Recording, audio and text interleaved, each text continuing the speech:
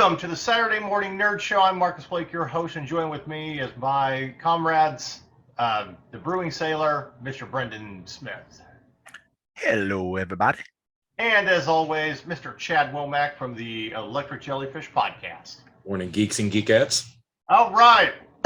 We're back after an extended summer. We've got lots to talk about, and we're going to jump right in. So before we start, and I always kind of like to do this week's Side of the Apocalypse, after we do some reviews and stuff before we get to our main topic. Well, I figured we might as well just throw it out there, because I figure there's one thing that can literally be this week's Side of the Apocalypse all summer long. Ezra Miller. Jeez. I mean, and that dude is just, he's every character from One Flew Over the Cuckoo's Nest wrapped into one person. It's the slowest moving train ever. It's funny, you're not the first person that I know to make that reference. Somebody once said, it's like he's doing his own one-man show for One Flew Over the Cuckoo's Nest. Yeah, it really is. And there's a part of me that's really intrigued, but at the same time, I'm like, God, don't do something stupid where they cancel the Flash movie. I don't care about you, but I want to see all the Batmans. Come on. Yeah. And DC's so screwed on this because they're damned if they do, they're damned if they do. Like Warner Brothers, Zaslav must, if he gets that kid in a room, he's just going to wring his neck because they've got $200 million sunk into that movie, right? So it canceled all the little things that they could conceivably cancel, because everything that they canceled, they've spent nothing on the Supergirl movie yet. They spent $90 million on the back. No, I was talking about Supergirl because there was a Supergirl spinoff planned off of Flashpoints too. You're right, there was. And so that's gone bye-bye because I haven't spent anything on it yet. They wrote off Batgirl. They can't write off $200 million. It's too much. It's not, the write-off wouldn't save them enough to justify the write-off. So they have to move forward somehow.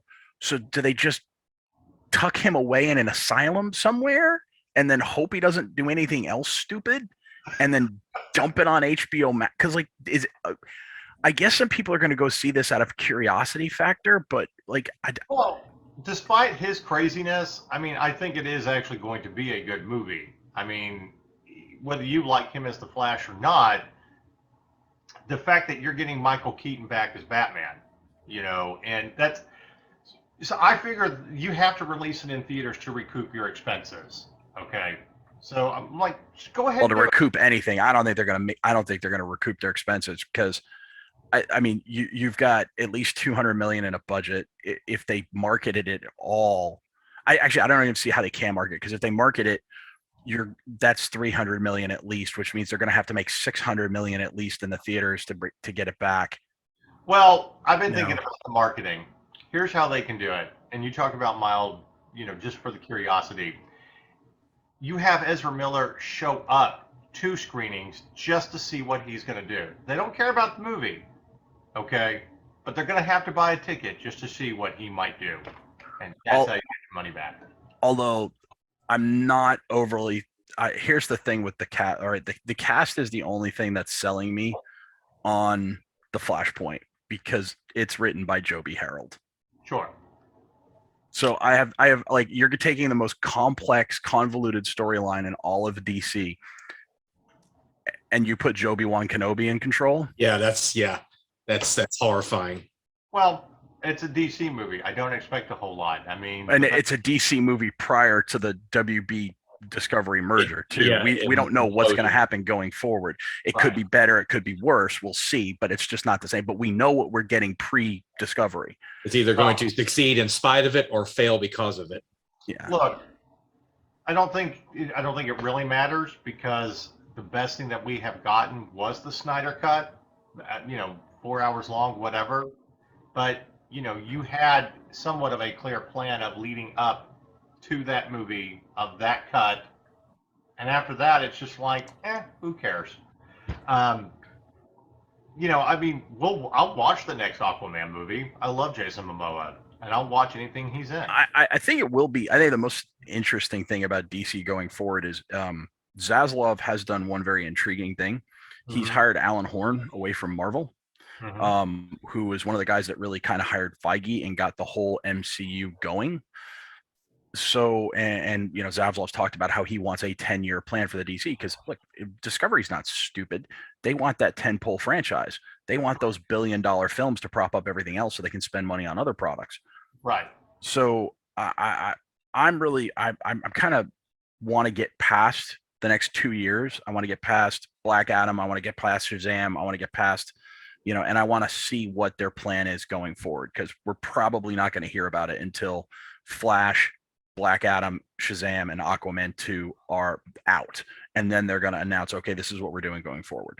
Well, would it shock anybody if it winds up being Gunn?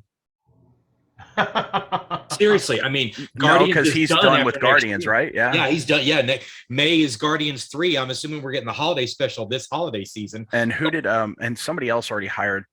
Who got hired to do something else? Like somebody got hired somewhere to be. It wasn't like. Oh, I don't know. Forget it. It's not worth it. I'll find it if it's important. But I mean, that's to me, that's where the smart money is. Just let Gunn come back after they do Peacemaker season 2 and just let him be the Favreau of DC. Right, because you're right, because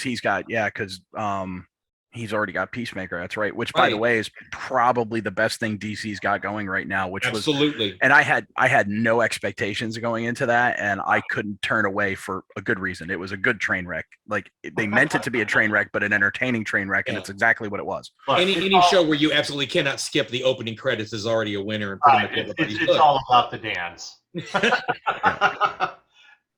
my thing about like John Cena.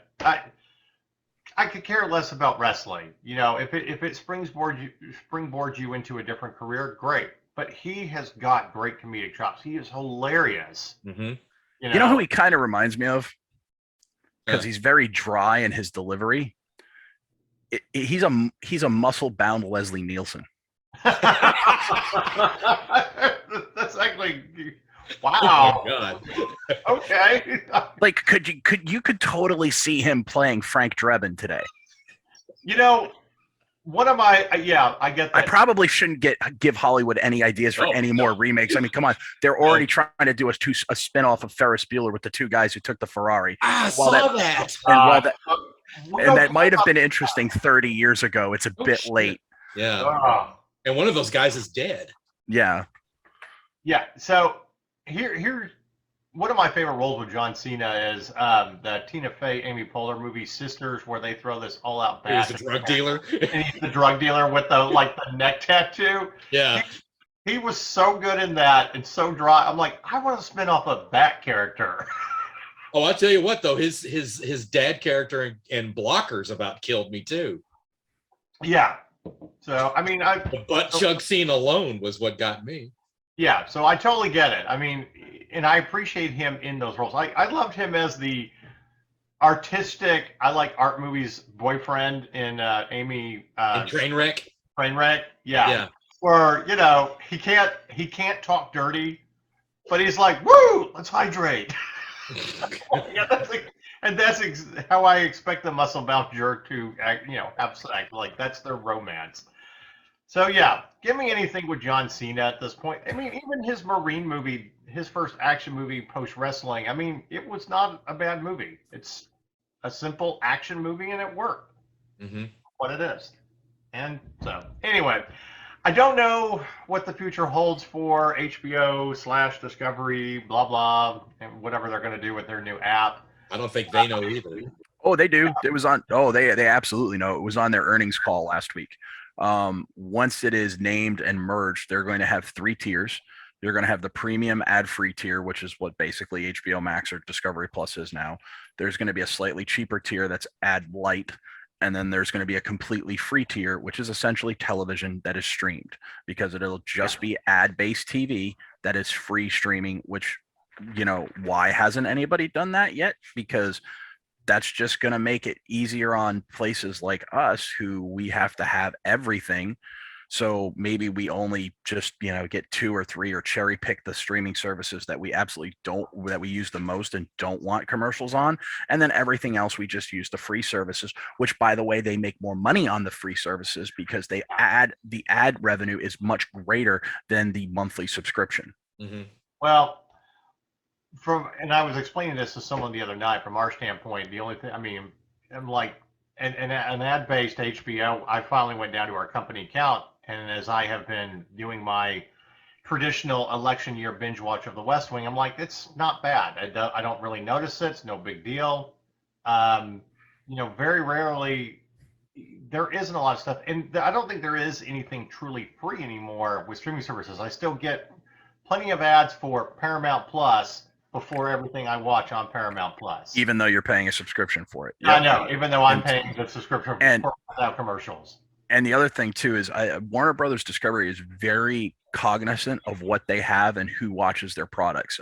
They put together a very good presentation on their earnings call, and they're like, "Look, we found that the Discovery market prefers comfort viewing. It prefers non-scripted programming. It generally skews female. It skews, a little bit younger. The HBO Max skews male, prefers scripted programming, and they're like, we're not going to reduce money to either of these because we want to keep both markets under one roof." So right. Well, here's the thing. We talk about bundles all the time, and from a company standpoint, we have the Disney, Hulu, and ESPN bundle, and we pay the extra $5 or $6 a month to have ad-free Hulu.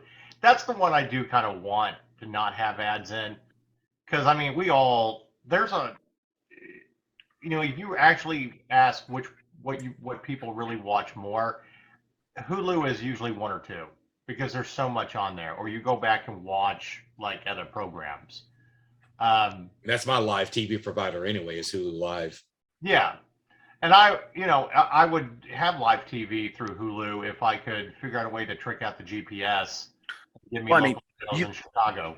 If you look at the four, like, to anybody who still watches or is just transitioning from like normal TV to cutting the cord, if you look at the four big networks, ABC, Fox, NBC, CBS. Well, CBS and NBC have their own, they have Paramount Plus and Peacock.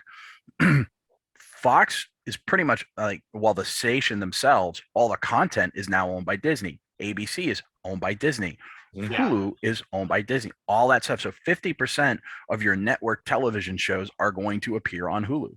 So of course it's going to be one of the big, the biggest ones, because they have 50% of the programming that those people who are coming from regular television are used to watching. Yeah. So the only thing that bums me though is that you can't get the PBS affiliates on it. Like our local, affiliate, Channel 13 KERA, is not on Hulu Live. Yeah.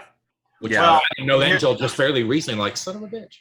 And you can log into PBS. Yeah, it's a separate app, but they also have their own Passport subscription service if you want to go back and watch documentaries. Which and you can also get the PBS channel on Prime. Yeah. Oh, you can. Yes, PBS is one of the channels on Prime. Okay, maybe I'll do that. Well, but you also still have to pay for their Passport to get some of their back catalogs on documentaries. Okay. The way we do streaming and stuff, and I've kind of laughed at this over the last couple of years since we've had every company subscription. What do you watch the most? What do you not? It's like, what do you really want ad free? And with Amazon going to Freevee, which used to be like the IMD channel or whatever. Again, all of that is no big deal with a few ads here and there.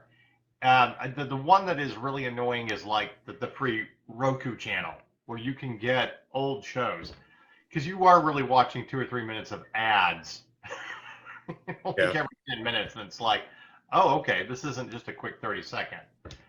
But it is starting to get a lot more affordable, pick and choose. But if you think about it, if you do the Disney, Hulu, ESPN bundle, and Netflix, that alone is about $40 a month. Mm-hmm. So, there are single cell phone plans that are cheaper than that. No shit. And here's the other thing: it's like I can't. We go back and forth between BritBox and Acorn, and I can't figure out which one really has the more content, because Acorn gets a lot of stuff. but I know that they're doing everything through the United Kingdom, like Canadian shows and Australian and stuff. And I have found myself with BritBox only going to it like every so often. But I feel like them charging $8 a month, it's just like, I don't, you got to really want that. Whereas Acorn, I feel like is a little bit more kind of worth it. So it's pick your poison, and then AMC Plus, which I'm glad that they have that, and with their connection to the BBC, because you do get a lot of great programs that are also produced by the BBC that you get to watch there. But here's another, this could actually qualify as this week's Side of the Apocalypse. I didn't keep up with Better Call Saul. Okay, so I did finally, I think I stopped in the third season maybe, but I did watch the final episode just because I wanted to see how it actually ended. What is his story? And I was amazed because we subscribed to AMC Plus through the through the Amazon account. I couldn't go back and watch episodes. They were actually making me buy those episodes through AMC Plus, even though I'm a subscriber. And I'm like, what? Wow. They're just milking that dry for all it's worth. Isn't it supposed to drop the next day or after it's premiered? Usually, yeah. Look, we're all going to be on HBO Max at like 9 o'clock tonight, our time, watching the season premiere of House of Dragons. But at least we know it's going to drop once they do their live premiere. That's one of the main reasons we got that new TV yesterday. Is that tonight? Yeah. Yeah, that is tonight. I just want to say I'd like to actually. So I don't know if that show is going to be good. I don't know if it's going to suck. I don't know much about that show. I know a former Doctor Who actor's in it, and that's about it. But I know this. They spent a significant amount on costuming and armor, and I would like to thank them because it looks fantastic. Mm-hmm. Yeah. Especially in comparison to the Rings of Power. The Rings of Power spent $465 million on season 1. It's only 8 episodes, folks. $465 million. That's more than the entire Lord of the Rings trilogy combined, almost twice as much. And you couldn't get Weta Workshop on the phone to make some freaking armor? Seriously? Yeah. Hey, again, here's the thing about Rings of Power. Yes, I'm just talking about the costuming and the stuff they've shown. That's it. Understand. I get it. I completely get it. And I'm not necessarily disagreeing with you when it comes to the budget. But, believe me, we're going to give you our full review on it and what we think and what they did wrong and what they got right. And if it sucks, we're going to call it out. Look, all I'm saying is that Rings of the what are they calling this? The House of the Dragon? Is that what this is called? House of the Dragon, yeah. House of the Dragon, their costuming looks phenomenal. Your costume when you're doing a big budget fantasy show should make Ren Fair cosplayers aspire to look as good as you. Right. Mm-hmm, yeah. Ren Fair cosplayers should not look better than what you're putting out. And I know people that spend thousands on their kit that look infinitely better than what I've seen from Rings of Power so far. I will give it the caveat so far. But, House of Dragon here, Rings of Power ain't on the screen so far. You got to up your game. Those are rookie numbers, son. They based on the trailer. So we'll see how it like I said, caveat so far. Well, but this is what I also complain about. I don't even know the writer. I think it was Deadspin or something. One of the writers who got to watch the first 4 episodes of She-Hulk was just blasting it and giving it a terrible review, and then finally put at the end of his review, but we've only gotten the first 4 episodes as press. I'm like, so you're trying to review this thing as a shit show when you haven't seen all 8 episodes yet. And granted, the first episode didn't do anything for me. It was like, cool. Okay, let's see where they're going with it. I mean, it's kind of comical and blah, blah, blah, blah, blah. I wish they would have dropped at least the second episode. I'm actually shocked they didn't. They didn't drop multiple episodes because it's becoming a norm in order to. Yeah. Well, yeah. And there's a very specific reading for that. we don't do Nielsen ratings for streaming, right? We rate them by minutes watched. Mm-hmm. So Disney, what they've been doing is they've been dropping double and like with Andor, we're getting 3 episodes the first day. Now that also makes that sense from a storytelling perspective because they're in 3-episode arcs, but with Andor anyway. But they're doing this to pad their minutes watched so that they can say, look at how many minutes, this is an amazing success. Even if that doesn't carry through for the rest of the show, even if people just stop watching in episode 2, they get to say that. And I'm really surprised they didn't do that with She-Hulk because let's be honest, even in the comics, She-Hulk is a secondary, if not a tertiary character.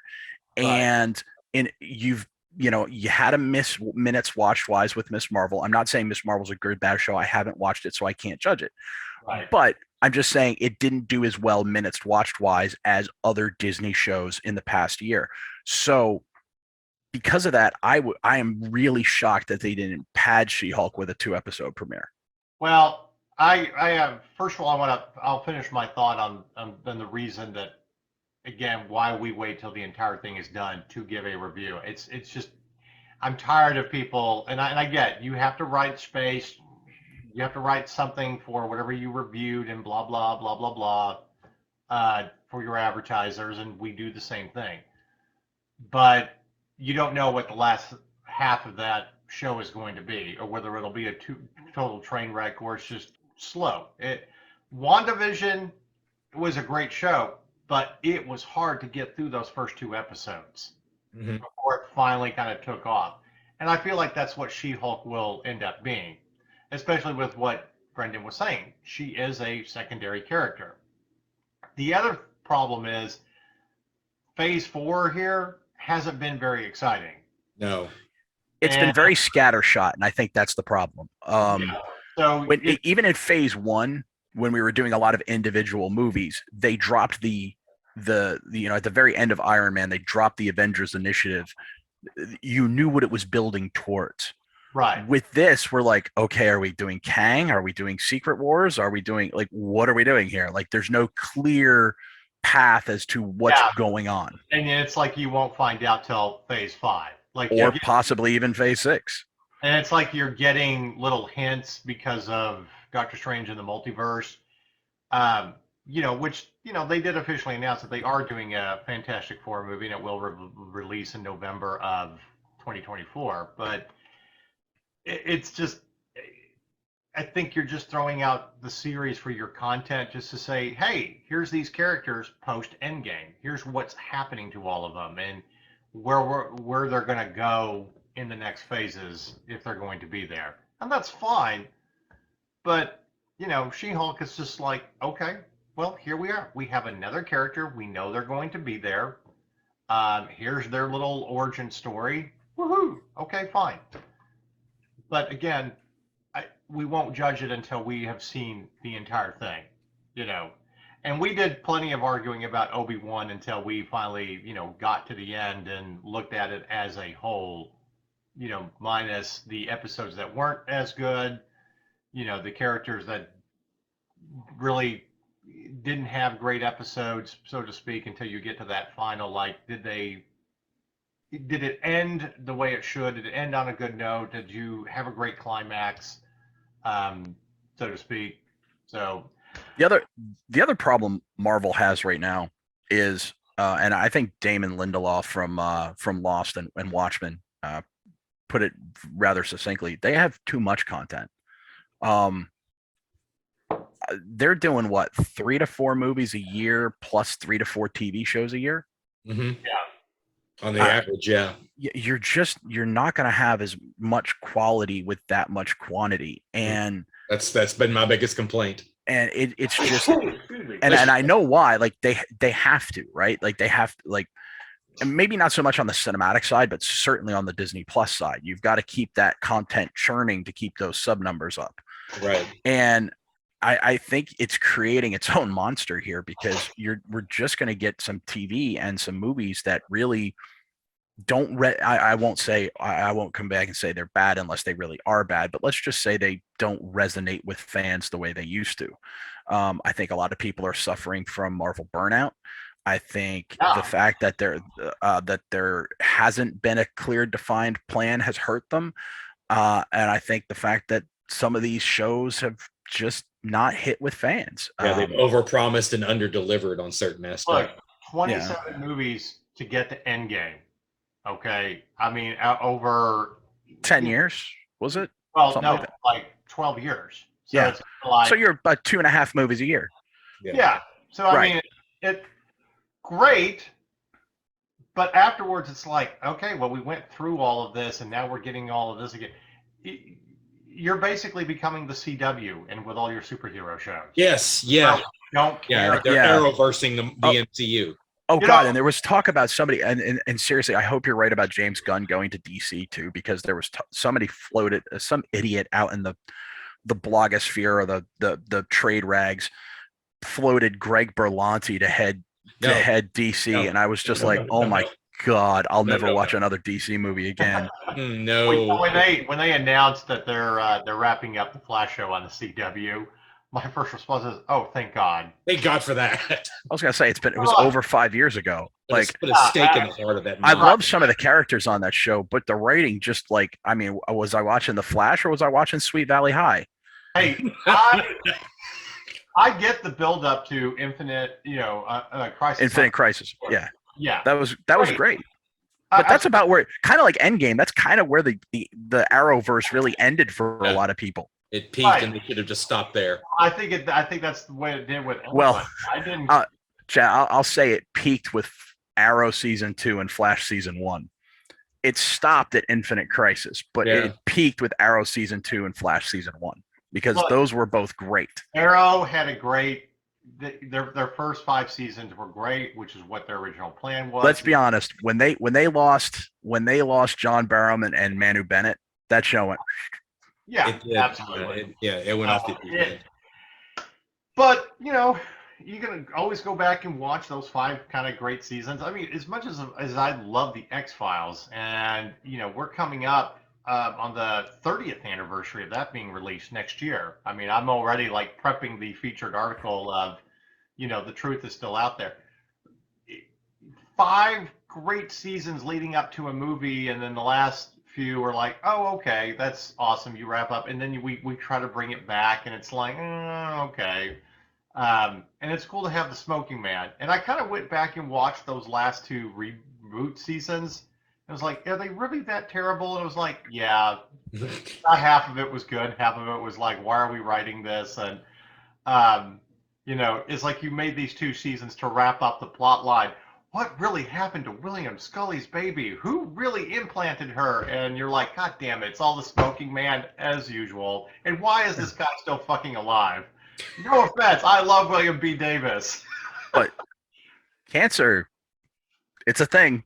Yeah.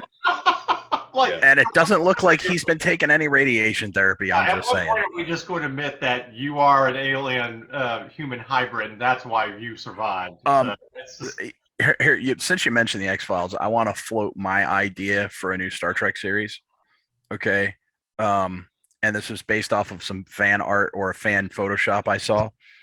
Instead of a Section 31 show, which I don't think is actually going to happen anymore, thank God. And instead of a Rafi 7 of 9 spinoff, I don't can we go back to the Prime universe? Because I'm sorry, I just don't think anything that Kurtzman's been doing is really in the Prime universe. But can we go back to the Prime timeline, go post DS9, post Voyager, and I want to see Captain Gillian Anderson at the head of a starship. Fuck yeah! You had me at Gillian Anderson. I will say this about her: I have always been impressed with her post X-Files projects. The Fall is amazing. Yes, but if you haven't watched it, do it. But I will say this: for those that watch The Crown, and some of us doing, I was gonna say that. Here is how good she was as Margaret Thatcher. First of all, better than Meryl Streep, and I was gonna say that too. And the gays are rising up right now. How dare you say that? I'm like hearing. I'm sorry, facts. Facts are facts. She was incredible. Yeah, but she was so incredible that it's the one time I absolutely hated Gillian Anderson because of her face. But that's the mark of a good actor. You're supposed to. Like, I felt so bad for the kid that played Joffrey Baratheon because, I mean, It was too good. everybody hated him. Yeah. But you're supposed to. Like, you should be applauding this kid for his acting, not hating him. Like, people are so stupid. I don't know. Well, dude, we've never met him, and I would love to chit chat with him because he has so much fun at conventions. I love the pictures where he was someone's prom king in like a prom photo at a convention. You know, Yeah. you're talking about a kid that did acting, made some money, and now he's going to law school. You know, he's going to end up probably being like Jeff Cohen, who played Chunk from the Goonies. Like Chuck, yeah. Yeah. Hey, you know what? Funny story about him, real quick, as I'm segueing. And again, I apologize for mispronouncing this name, but he just recently came back. But the actor who played in Indiana Jones Temple of Doom. Ki Kwan. Yeah. He was in Everything Everywhere All at Once. Right. Great, fantastic movie. If you have not seen it, you should.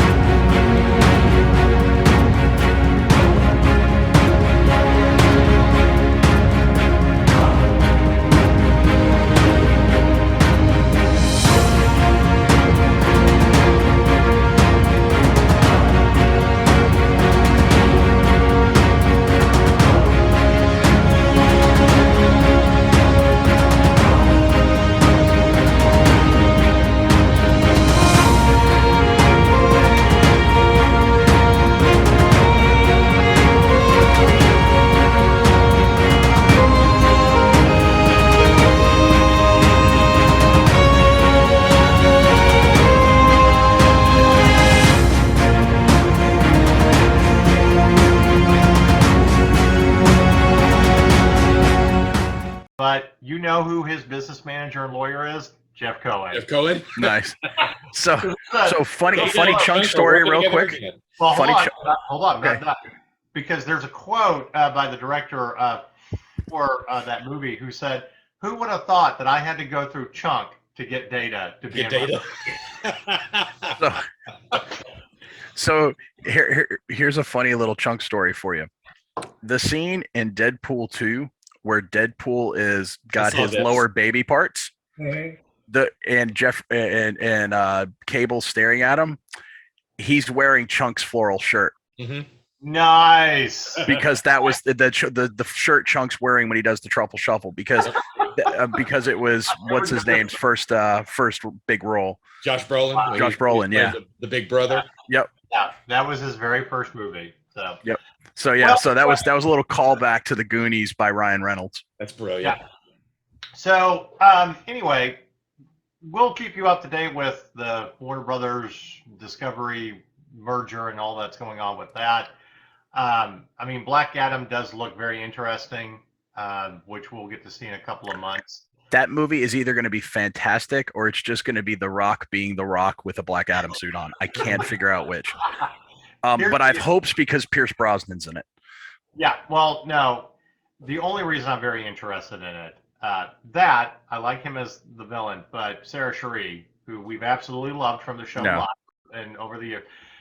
I want to segue into a funny story on a podcast when we were reviewing the last couple of seasons about Person of Interest. And Allison, our assistant editor, was on with me and Brendan, and she was talking about how much she loved it, but she was like complaining.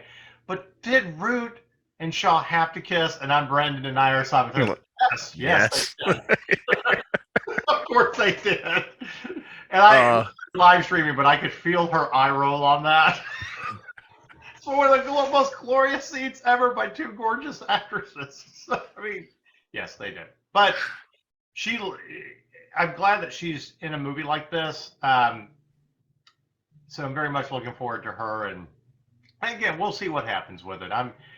The superhero movies, we are feeling fatigue on both ends. It's. Although, can you imagine what Deadpool will have to say if Giancarlo Esposito is cast as Professor X? Oh God. Oh my God, that would be very interesting. Although I know a lot of people want him as Professor X, and I think he would be a good Professor X. But personally, I want Giancarlo Esposito to play Doctor Doom. Yeah, Oh my God, I didn't even think about that. that's like the second or third time I've heard that floated out there. I'm like, holy shit, Wow. that would be incredible. Yeah. Dude, as much as we love, And he did speak to Feige about a role. He wants Professor X. I'm hoping Feige says, "You'd be great. Can I talk to you about Doctor Doom?" Jesus. Ooh, I that gives me much chills. as we love the Mandalorian and everything about it, we are so looking forward to season 3. Mm-hmm. I think him coming back in his character, Moff Gideon, it just makes it better. He is such a great villain, but he's also just absolutely, fun. I mean, you really go back and watch some of his earlier roles. Do the Right Thing. I feel like I knew that kid in high school, even in East Texas. Oh man. Anyway, that just makes me more excited. Wait, Brendan, if he plays Doctor Doom, how about we get Cranston to play X? Oh, that would be. Oh my God. I'd eat crackers in bed and watch that. Anyway, guys, I have sad news for you. Just got announced. What's that? I know you're all going to be devastated to hear this, but the upcoming Buffy the Vampire Slayer reboot has been indefinitely shelved. Oh, damn. I'm so looking forward to that. Because we all needed a reboot of a reboot. Yeah. Fans, okay, we are professionals, but we also need to explain this, that sometimes in being a professional means that we have to go see shit that we know is going to be bad. Because, we need to let the world know. Now, sometimes we all take an editorial liberty and be like, we know it's going to be so bad it's not worth our time. Like that ridiculous Lamb movie that came out last year with, I don't even know the actress's name. She was in the original Girl with the Dragon Tattoo, the Swedish version, about robbing a lamb's baby and raising it as their own, and then it starts into a horror story. No, we did not review that movie. I didn't send anybody to. It was like, there's no reason to go see this horrifying shit show. I'm glad that up until this point, you hadn't even brought it up with me in conversation. Yeah. Numi Rapace, the girl from yes, yeah. But every other press member that we know, like in the Dallas-Fort Worth area, that did go see that, and I'll say this, Rob Urban of Clubhouse Podcast, he was the one that really told me about, like, yes, I sat through that. It was the worst hour or 2 hours. How do you make a 2-hour movie out of that? And I'm like, I'm glad you're a professional and you decided to do that. I basically gave everybody a pass and said, no, we don't get to we can't get to everything. And that's one of those that I elected to say, no, we're just not going to get to it. Mm.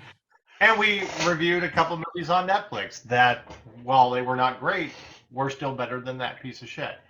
So with that said, the reboot of Buffy the Vampire Slayer, I'm not saying we weren't going to be professionals in checking it out, but for me personally, I was going into it with the same attitude of, I'm a professional, I'm going to check out the pilot the same way I did the reboot of Magnum P.I., just to say I did.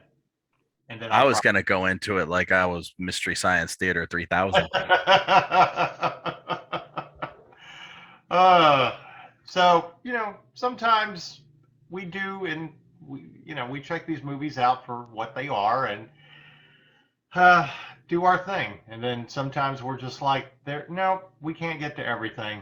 And I feel like that reboot was one of those where, like, nope, sorry, we're all too busy. There's plenty of other things to cover. But thank God we were spared. So, all right, before we segue into some series and things that we're going to talk about regarding the summer, because we're closing out the end of summer movies and TV series, I want to do a quick game review when it comes in a little gaming news. First, It has kind of been announced, but no official date. Looks like the Xbox Game Pass will be going to a kind of family tier system. They are testing it out in other countries right now. So for those of you that are having problems of, you're paying for individual Game Pass for all of the accounts on your family Xbox, they should be able to they're coming out with some kind of, I guess, affordable way of being able to do that, which is awesome. And that's exactly what they need to do, especially when you've got multiple people playing on the new Xbox. Because paying $14 a month for each individual person can be a little much. When that'll happen, I don't know. But I suspect they'll roll that out probably beginning of next year, end of this year, as we get close to all of the day one releases that we thought we were going to have this fall, but are being pushed to next year. So that'll be exciting and stuff. Okay, big game that came out this week for you sports enthusiasts, Madden 23. Here is the lowdown on it. And if you feel like it's worth buying. If you're a diehard Madden fan, you're probably going to buy it anyway. So this review is not for you. If you're on the fence and you're happy with last year's version, which is on Game Pass now, the biggest thing about Madden 23 was their new Field Sense engine that tries to make passing more accurate and also makes it more accurate for defensive backs to be able to swat the ball or intercept it. Which is just a system that they brought back from 5 years ago. Yeah, it literally is. It was in, I think, Madden 17. Yeah, but they had to bring it back because they moved everything to the Frostbite engine, right? With EA games, so we're getting back, and that happened in 2018. All right. Yes, there are some good things about it. Plays that you've never been able to accomplish before, or receivers being able to come down with the ball when they've got triple coverage. If you do it right, it does help. The aggressive catch, if you're like any player and you're throwing into a tight spot, you're always hitting Y or triangle, to get an aggressive catch and make sure they hold on to it. But yes, defensive backs can be a little bit more ruthless, swatting stuff out. Daniel Robert Durrett from Real News, he helped me on Thursday, and we did a quick live stream promo of playing a game between the Bears and the Cowboys.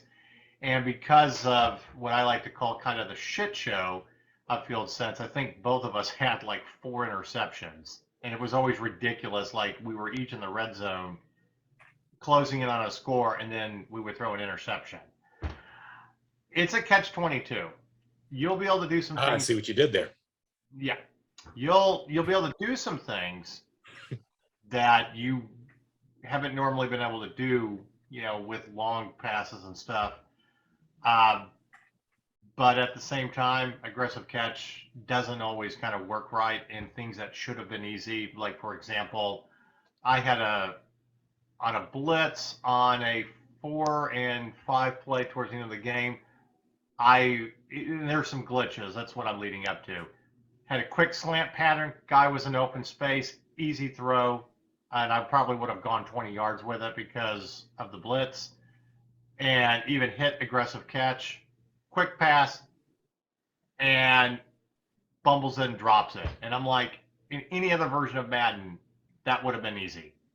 And I can't do it because of your Field Sense engine says that I threw it too low or it was too much of a bullet pass. Fuck you.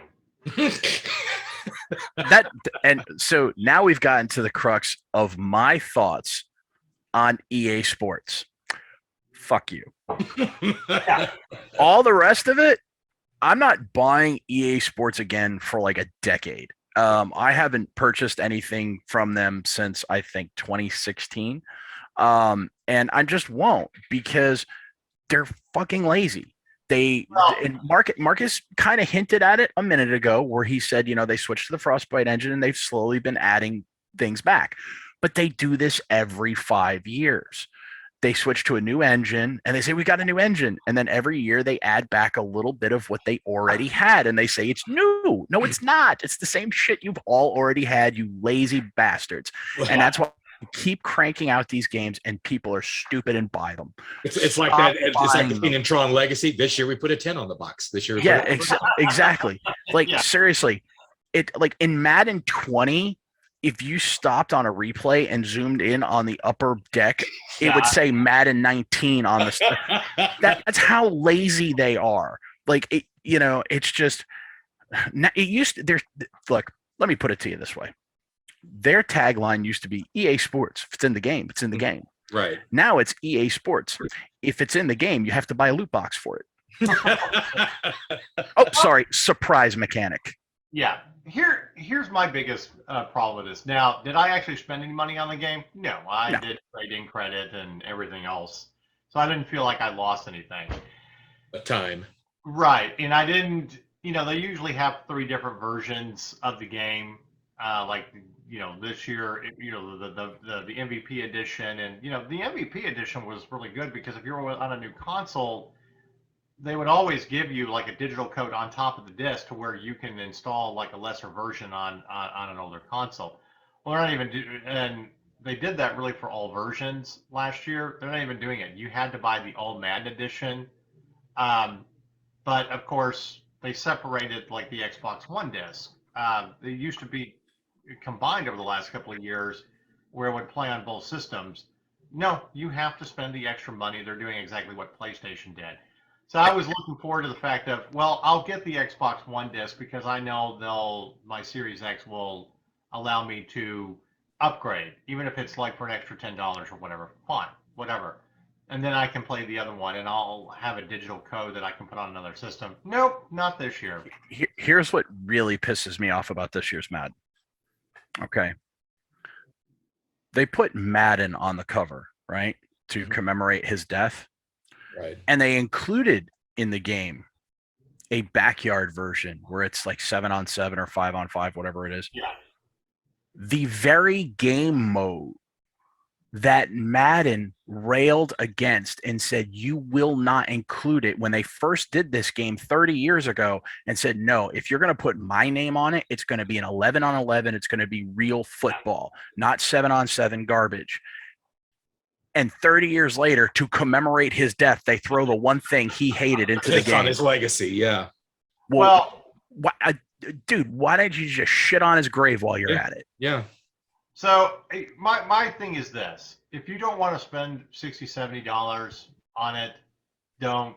You're okay with last year's version until you get a cheap copy of this version. The Field Sense, I don't think it improves it so much. I have to reinvent my playbook. I have certain plays that I know absolutely work because of the way the players get into open space. Okay. But I also don't need a game where I can throw into a quick slant pattern. And literally the very first game I had, slant pattern into the end zone, guys in front of the linebacker, and somehow the linebacker intercepts it. I'm like, did the ball go through my player like he's Casper the Ghost? What the fuck? And it's like, you run certain plays because, again, your receivers get into space. You know how it's going to work, and it should always work from version to version. Okay, and some of the best plays that I've used, like there's a red zone. It's considered a red zone pass play, but it's basically like kind of 2 post patterns, going, but your running back goes out and goes towards the sidelines.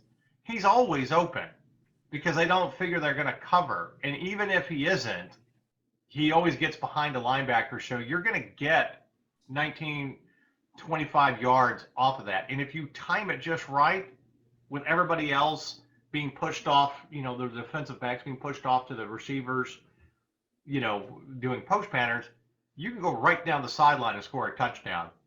And I can't find that play anywhere in any playbook. I'm like, what the fuck?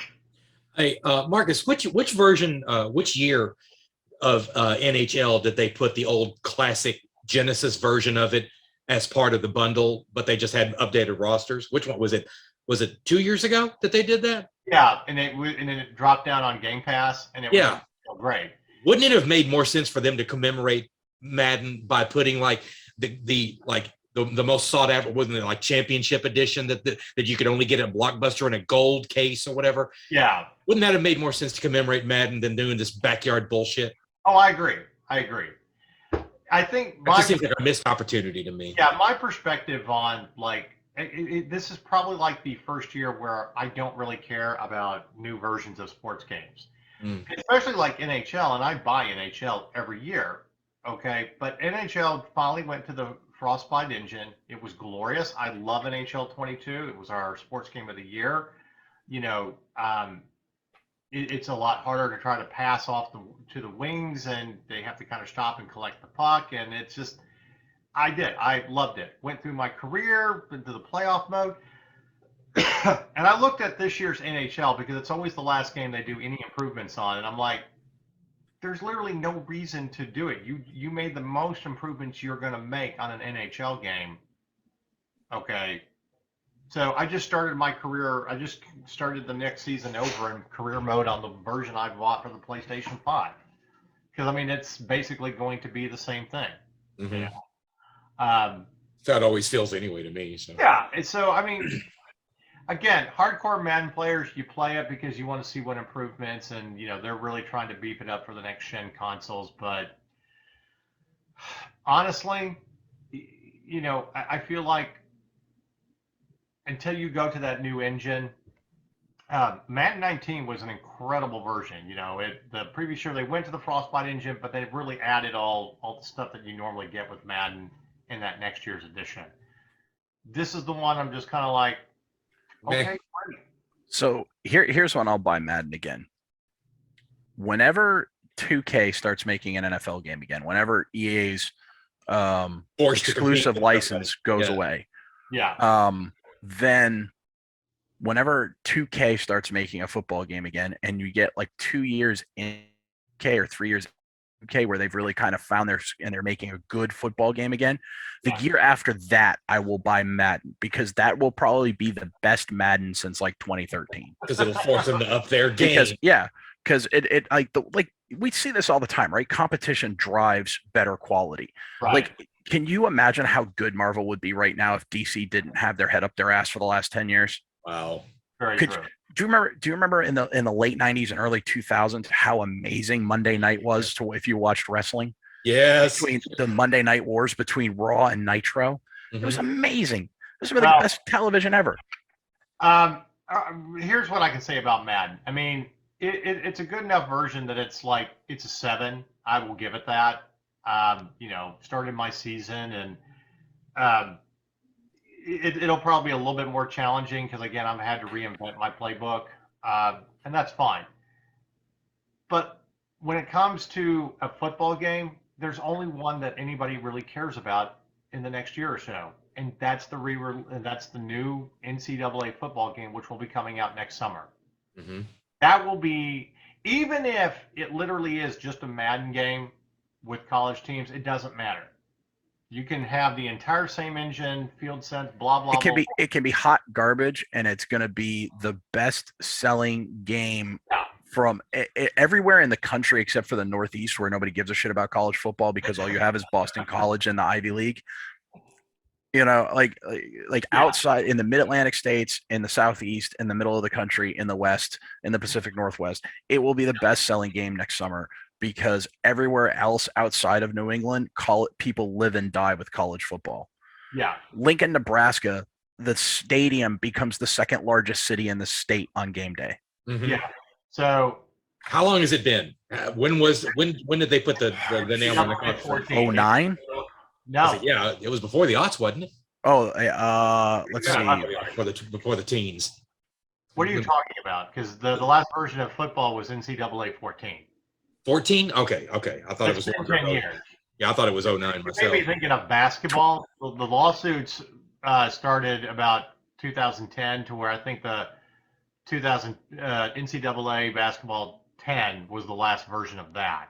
Okay. Yeah, so it was NCAA 14 that came out in 2013. So yeah, it'll be 10 years.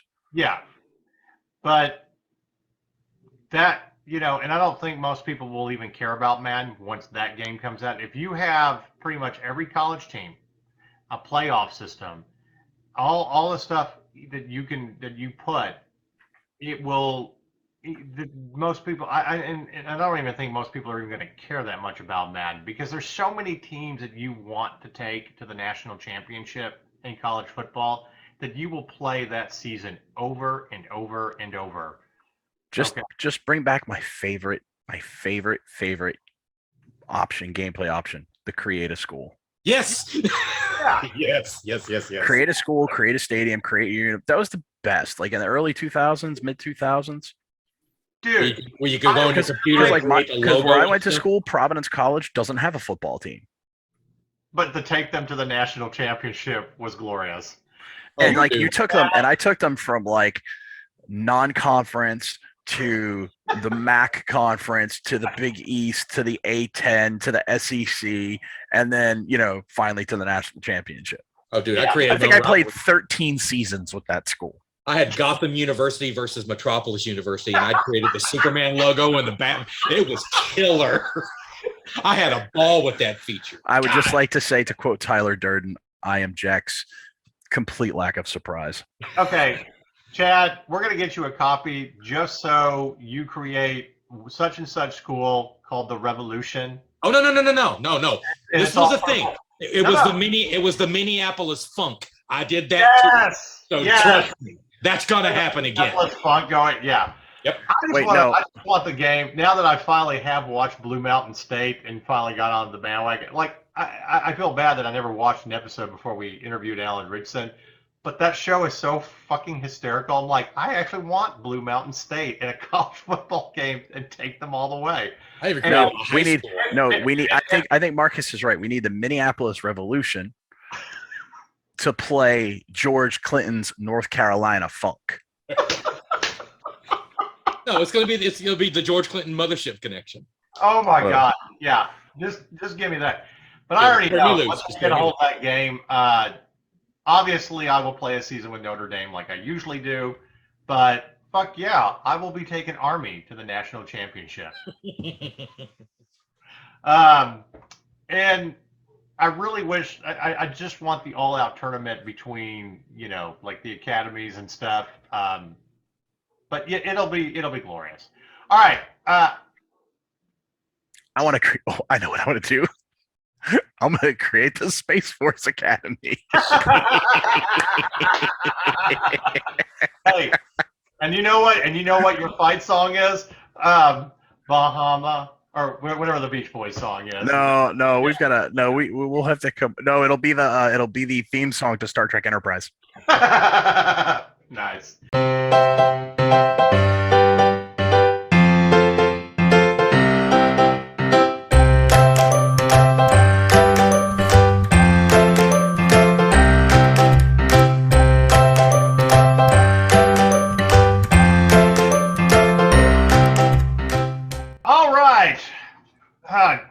So, we're going to talk about Summer Blockbusters and everything we watched over the summer when it comes to series and movies. Winners, losers, things that we enjoyed, things that we didn't before we get to the fall and how crazy it's going to be. So before we get to talking about movies, we haven't had a chance to talk about, excuse me, everybody. We haven't had a chance to talk about Stranger Things Season 4. And just how awesome it was. I still don't like the idea that we didn't get to watch all of it at the same time, but it was worth the wait with the last 2 episodes. So, and I love the fact that you are seeing a lot more Hellfire t-shirts. No kidding. It's got its own merchandise section. Yeah. We had one of those pop-up stores here locally, and a couple of we had one downtown Dallas. As far as I know, is the one they had set up at Grapevine Mill still there? I don't know. I don't know, but I think it's probably good that it's wrapping up next season though, because you have officially jumped the shark when I see Stranger Things merchandise at H&M. Yeah. I was at the mall the other day, just because I was working down by Willow Bend Mall, and we went in there for a Pokemon Go day, and because it was 100 and something degrees, and if you're going to Pokemon Go in Texas in the summer, a mall's a great place to do it. Air conditioning, Pokestops, it's a win-win. And there it was in the window at H&M, Stranger Things merchandise. I'm like, okay. Well, I think we've had 4 great seasons. It's great to see them all grow up. You finally get more of the backstory about the Demogorgon and stuff. And by the way, Jamie Campbell Bower, am I pronouncing? Anyway, I have not always enjoyed him as an actor. I know they tried to do that King Arthur show with him as King Arthur many years ago, and it completely sucked. Like, everybody else was great, he was horrible, but he was fantastic in this in season 4. But I like how they kind of you had everybody in different locations coming together. I mean, the Russian prison stuff was phenomenal. Very much enjoyed it, to the point that I think that we should have a PI show with Joyce and Murray together, because they were great. So, any thoughts on season 4 and how it all wrapped up? I mean, it was good. I if anything, and I know I lauded it previously for giving fans of the show a lot of content. If anything, it might have been a touch too long on parts. It could have edited out some. But I mean, that's me reaching for criticism. So if my criticism is you gave me a little too much, maybe it was a little too much exposition here and there. Right. Like, that's my criticism. That's as much as I can give you. Chad, you? It took me a while to get into it. I felt like I was like rewatching season 1 of Game of Thrones again. Because the gap had been so long from season to season, and you really kind of had to the whole suspension of belief or disbelief, or however you want to mislabel it, where so much time had passed between those seasons that these kids look like they should be tending bars now rather than still attending high school. Yeah. But other than that, I mean, the storytelling moved along in a really nice clip. It pretty much delivered on every promise it tried to make. Chad, though, I think our generation is uniquely uniquely equipped to handle watching young 20-somethings play high school kids, because after all, we watched 30-somethings play high school kids in the 90s when we watched 90210. So, we're probably uniquely equipped to handle that. Yeah, but I mean, we established them as that age from the start of that show, whereas That's true. Kids were genuinely kids when we started watching it. So, right. We've seen them just kind of skyrocket through their. Way to ruin my joke with realism. God damn it, man. I didn't mean to pee in your pool. Thank you. I appreciate that. Yeah, you're welcome. My humblest apologies. But I think they did the best with what they had. And I really don't know why they think we need another season of this. I was really kind of hoping that this was going to be it, but considering how they ended it, they really gave us no other option other than if they just want to end it on like a Sopranos like cliffhanger and say, just do the math in your own head. I'm like, no. I honestly kind of hope, though, it is a shorter last season. I don't think we really need it. Like maybe 6 episodes. Yeah, I mean, I can go with that. 6 to 8 episodes will be fine, but you're at your climax. You are at Return of the King. It's time to wrap it all up. Okay. Yeah, let's get the Scourging of the Shire in there, and let's move on. Yeah, you don't need to. Let Tom Bombadil do his thing. You don't need to rush everything just to wrap it all up. Game of Thrones season 7 and 8. But excuse me, sorry. There isn't really much more that you can do with this series where you have built it up to this point. So you've given us all of the backstory, everything that we need to know about Elle. Everybody is back in Hawkins. So really your last season is about saving Hawkins. And I feel like there is still a bit more mystery that you can have. Isn't that what every season's about, pretty much? Well, but what I'm saying is, you're at the point of your final battle of what you're going to have to do. Okay, and obviously you need to wrap up some storylines because of the fucking football players. Oh my God, Hellfire's devil worship, and we've got to hunt them. It's like, and I love that story because growing up in the '80s, it mirrors the D&D scare. Right. Yeah. Everyone that I know that I kind of grew up with who were interested in D&D, but their parents wouldn't let them play. It's devil worship. It's like, yeah, and let's add to the scare by making a made-for-TV movie, Tom Hanks' very first feature role, called Maze and Monsters, where a guy gets seduced by the dark side and kills himself, based on a book. And I'm like, people, that movie was about a guy dealing with depression who committed suicide. It wasn't about a fantasy. It's like, hey, Tom, if you're going to apologize for anything, don't apologize for playing a gay man in Philadelphia. Apologize for that movie, okay? Yeah, right. No shit. I mean, I'm not disagreeing with you that you should actually have a gay man play that role now, but you won an Oscar. It was incredible. Let's be done with it, okay? You're not fuck the woke culture and don't apologize for playing Forrest Gump because you weren't actually mentally challenged. Yeah. It's like, I feel like I need to rerun Bill Maher's yes, kind of monologue from a movie. like you said, should and the reverse is true now. Should only gay people play? Should they only play gay people? Can they not play straight people? Yeah.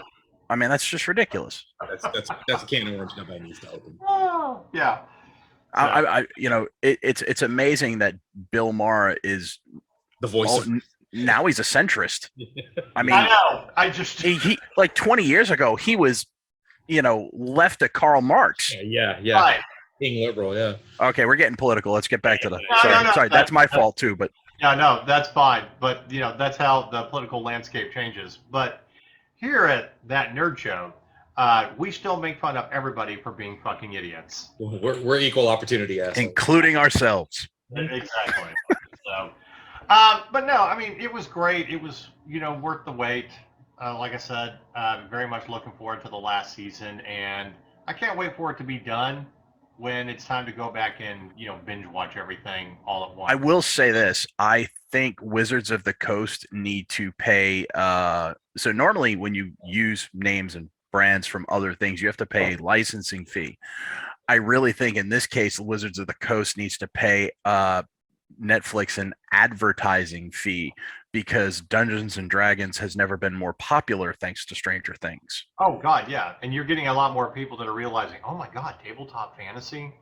It's like, so here's how popular this kind of concept is, starting to become and more mainstream. I mean, I meet more and more people that want to play it or are interested, and we have friends that have gotten into it a little bit more. Like Alex started getting into it because we've been doing the Animar Chronicles and whatnot. But I had a friend tell me one time, it's like, God, if I ever ended up in prison for life, I'd be okay. I'm like, you'd be okay in prison life? Yeah. I would literally create the greatest prison Dungeons and D&D game dealing with mafia, with cops and robbers and all that. I'm like, God, that would actually be a great thing in prison for you not stabbing each other. You just roll the dice and play a tabletop fantasy of criminal activities. I'm like, I could totally dig that. I think we already have a video game about this. It's called Grand Theft Auto. Well, yeah, but I don't see them rolling in the PlayStations or Xboxes in prisons. They already get free cable. Why not? Anyway. Get busy rolling your 12-sided die or get busy dying. Yeah. You're welcome. Wow. Okay. Must be a barbarian. 12-sided die. What do you got? Yeah. Two-handed battle axe. Anyway, moving on. Yeah, the Sandman. Has everybody finished with it? Haven't even started it. Okay. Moving on. We'll edit that out. No, Yeah, honestly, I have say, no connection to that. So it came out. I'm like, oh, it's Neil Gaiman, but I never read it. So I'm like, I'll get around to it, I guess. Yeah, I'm in no rush. Julie Jones did our review on it. Her and I went through the screeners, and I enjoyed it. Again, I don't have any connection to the comics. I never read it. I like the concept. I was also waiting for Constantine to show up at some point, but that's just me. I did enjoy it, and I want to know more. Okay, it did. It was kind of slow in the beginning for me, but I definitely think it's a good show. It's not one of my favorites. I think they have done a very good job adapting the content, even though it's not exact, and visually it's stunning. But I gotta say this, a little bit of a spoiler if you haven't watched it. Gwendolyn Christie, I think they might have finally given her a really great post Game of Thrones role that you're not gonna fuck up, Star Wars. She basically plays the devil.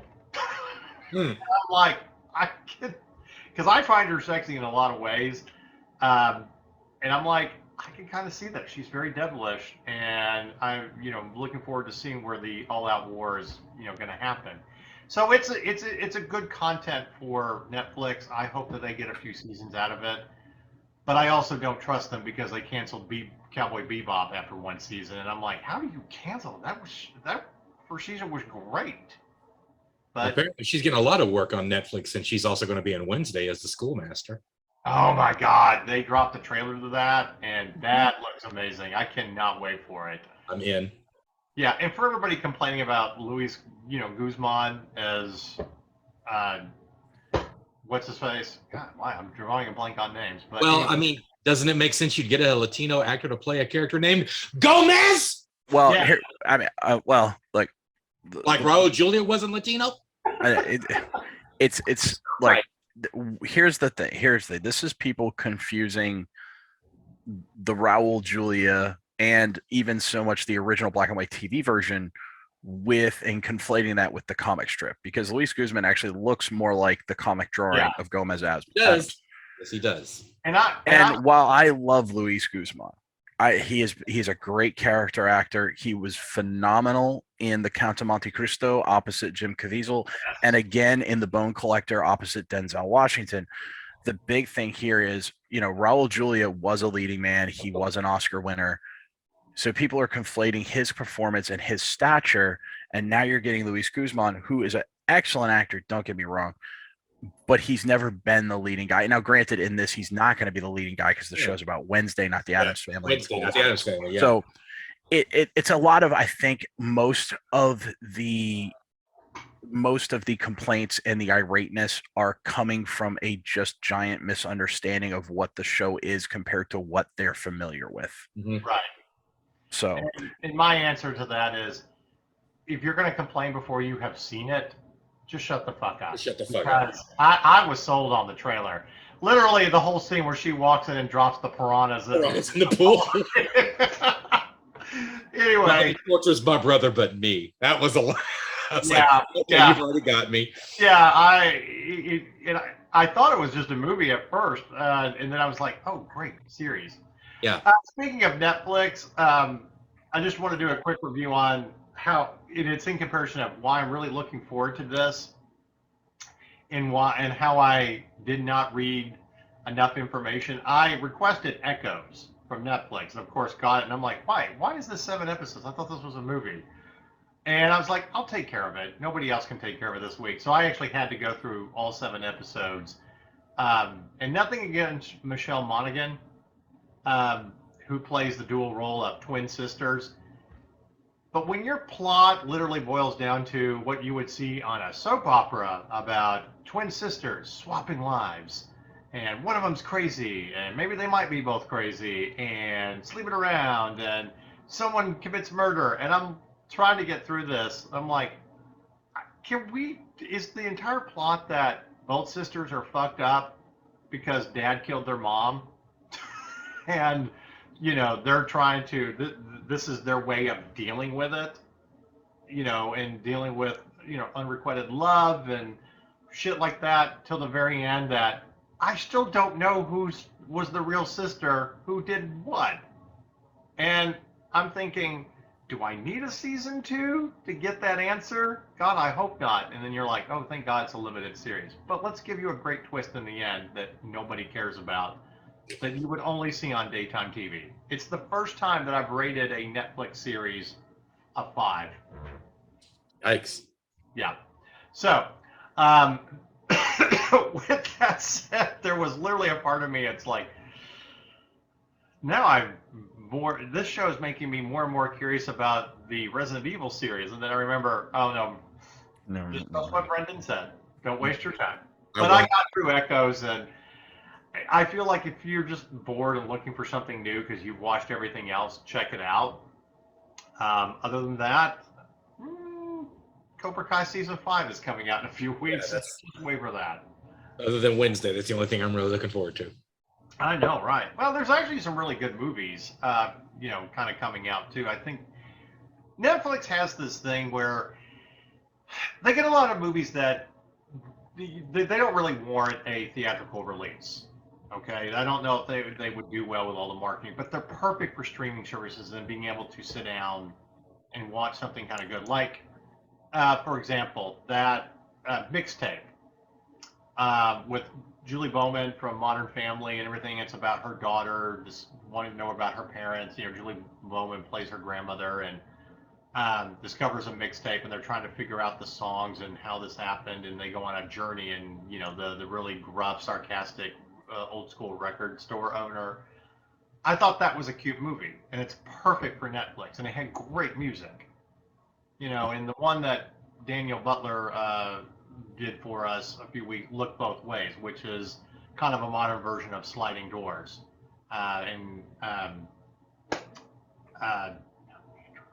Luke Wilson, plays the dad, and that was kind of cool. So I think you get some kind of great movies that, they're charming. It's great to watch on an afternoon, but it's not so obvious or predictable as The Gray Man. And nothing against it. It had a lot of great action, but as I told Alex when he was reviewing it, and I got done with our screener, I'm like, it's literally like The Bourne Identity and The Point of No Return or La Femme Nikita had a child and made this movie. It's everything. I have literally seen this before. And a dozen times, done 10 times better. Nothing against Mark Greaney, the author. I know he's written some amazing stuff, and he's even been contracted out before to continue some of the Jack Ryan novels after Clancy's death. But, again, you're trying to make your own kind of version of James Bond and, or Treadstone, and that's fine. Okay? I mean, I feel like pretty much anything is going to have that same template, so it's not going to be very original. And I say that having a draft of a espionage novel that I did years ago, and then I go back and look at it, it's like, yeah, it is not very original. But, you take it, you watch a movie like that, like, okay, cool. It was fun. Chris Evans played a great bad guy. But again, I've seen this before. So, thank God I didn't have to pay money to see this in the theater. So, anyway. But speaking of movies that came out this summer, and we'll segue into actual summer blockbusters, because we're going to ask we're going to talk about who the very clear winner is, and obviously that's Thor: Love and Thunder. Yeah, of course it isn't. Yeah, no. Well, actually, Mark, before we get there, can we like make a choice of like what our favorite streamer was this season? Sure, go ahead. Yeah, that's a good. Do you have one? Do you have one that like tops your list, or maybe two? Favorite streamer? Yeah, what was the most enjoyable streaming experience there, whether it was a film or a series or a season? I mean, Netflix, because I did enjoy Stranger Things season 4, and I liked the Sandman. But as for like individual movies and stuff that have come out, and that's what I'm segueing to, it would be Hulu. So, I mean. Oh no, I'm not saying a platform. I'm like, was there a show that really topped your list, like something that you weren't expecting to like, as you wound up liking as much as you did? Show, movie. Yeah, show. Like, let's just for the sake of argument, let's like one of the shows on one of the streaming platforms. Well, this one's an oddball choice for me, and I know nobody else has watched it, but I literally just finished 10%. It's an Acorn original show, and it's basically a British remake of the French show Call My Agent. So it's about a talent agency in Britain, and you actually get actors, British actors, playing themselves, dealing with all the behind the scenes of stuff. I very much enjoyed that. Probably BritBox too, because if you're a huge Greg Davies fan like I am, and Greg Davies has had some great shows like Man Out of Town. Is that what it was called? Anyway, in Cuckoo on Netflix, he has a new show on BritBox called The Cleaner, where he's a crime scene cleaner. Ugh. And yeah, no. Literally, the first episode is him cleaning up a crime scene, and it's the woman who murdered her husband, played by Helen Bonham Carter, and he doesn't realize it, and she tries to kidnap him, and he tries to escape, but they have this whole sort of little. It was quite hilarious. So those are two like oddball things that I found on a streaming platform. But I'll segue into what I'm originally talking about with movies that absolutely surprised me. Prey on Hulu. No kidding. I did not expect that to be that good, and I was absolutely blown away.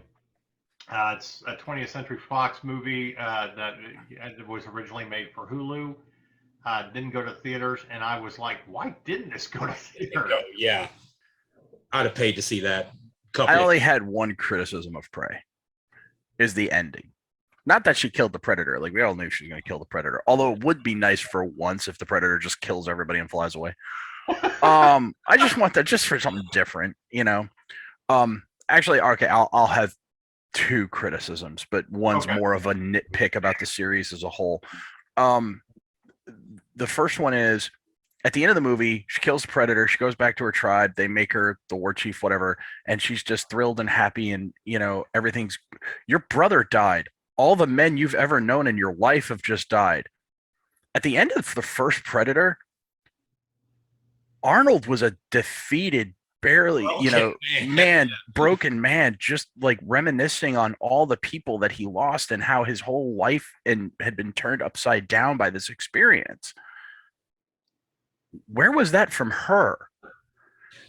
And, you know, like her whole life, like all of the men of her tribe are dead. So there's that. The other thing is, okay, they threw that pistol in there from Predator 2, and I knew they were going to do this. Sure. Because you will eat the member berries. Okay? But in Predator 2, the Predators have the pistol, which implies that somebody came back and laid waste and killed her and everybody. Okay. Can I address that? Yeah. Did you watch the end credits? Yeah, they shows them coming back. There's I know. 3 of them showing up. I'm like, something tells me her victory was pretty short-lived. Short-lived. Yeah. Yeah. So it's just like, but that's not how it was received. Like, everybody's like, oh, they put in the pistol. Yeah, it means she's dead, but like she gets killed by the Predators because they come back for it. Yeah.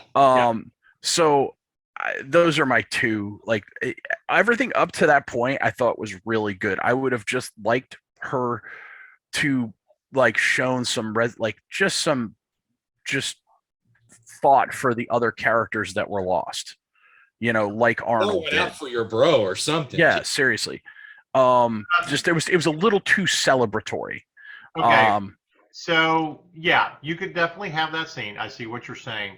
For me, I think her way of reconciling all that was her getting the revenge on the French trapper who tortured her brother.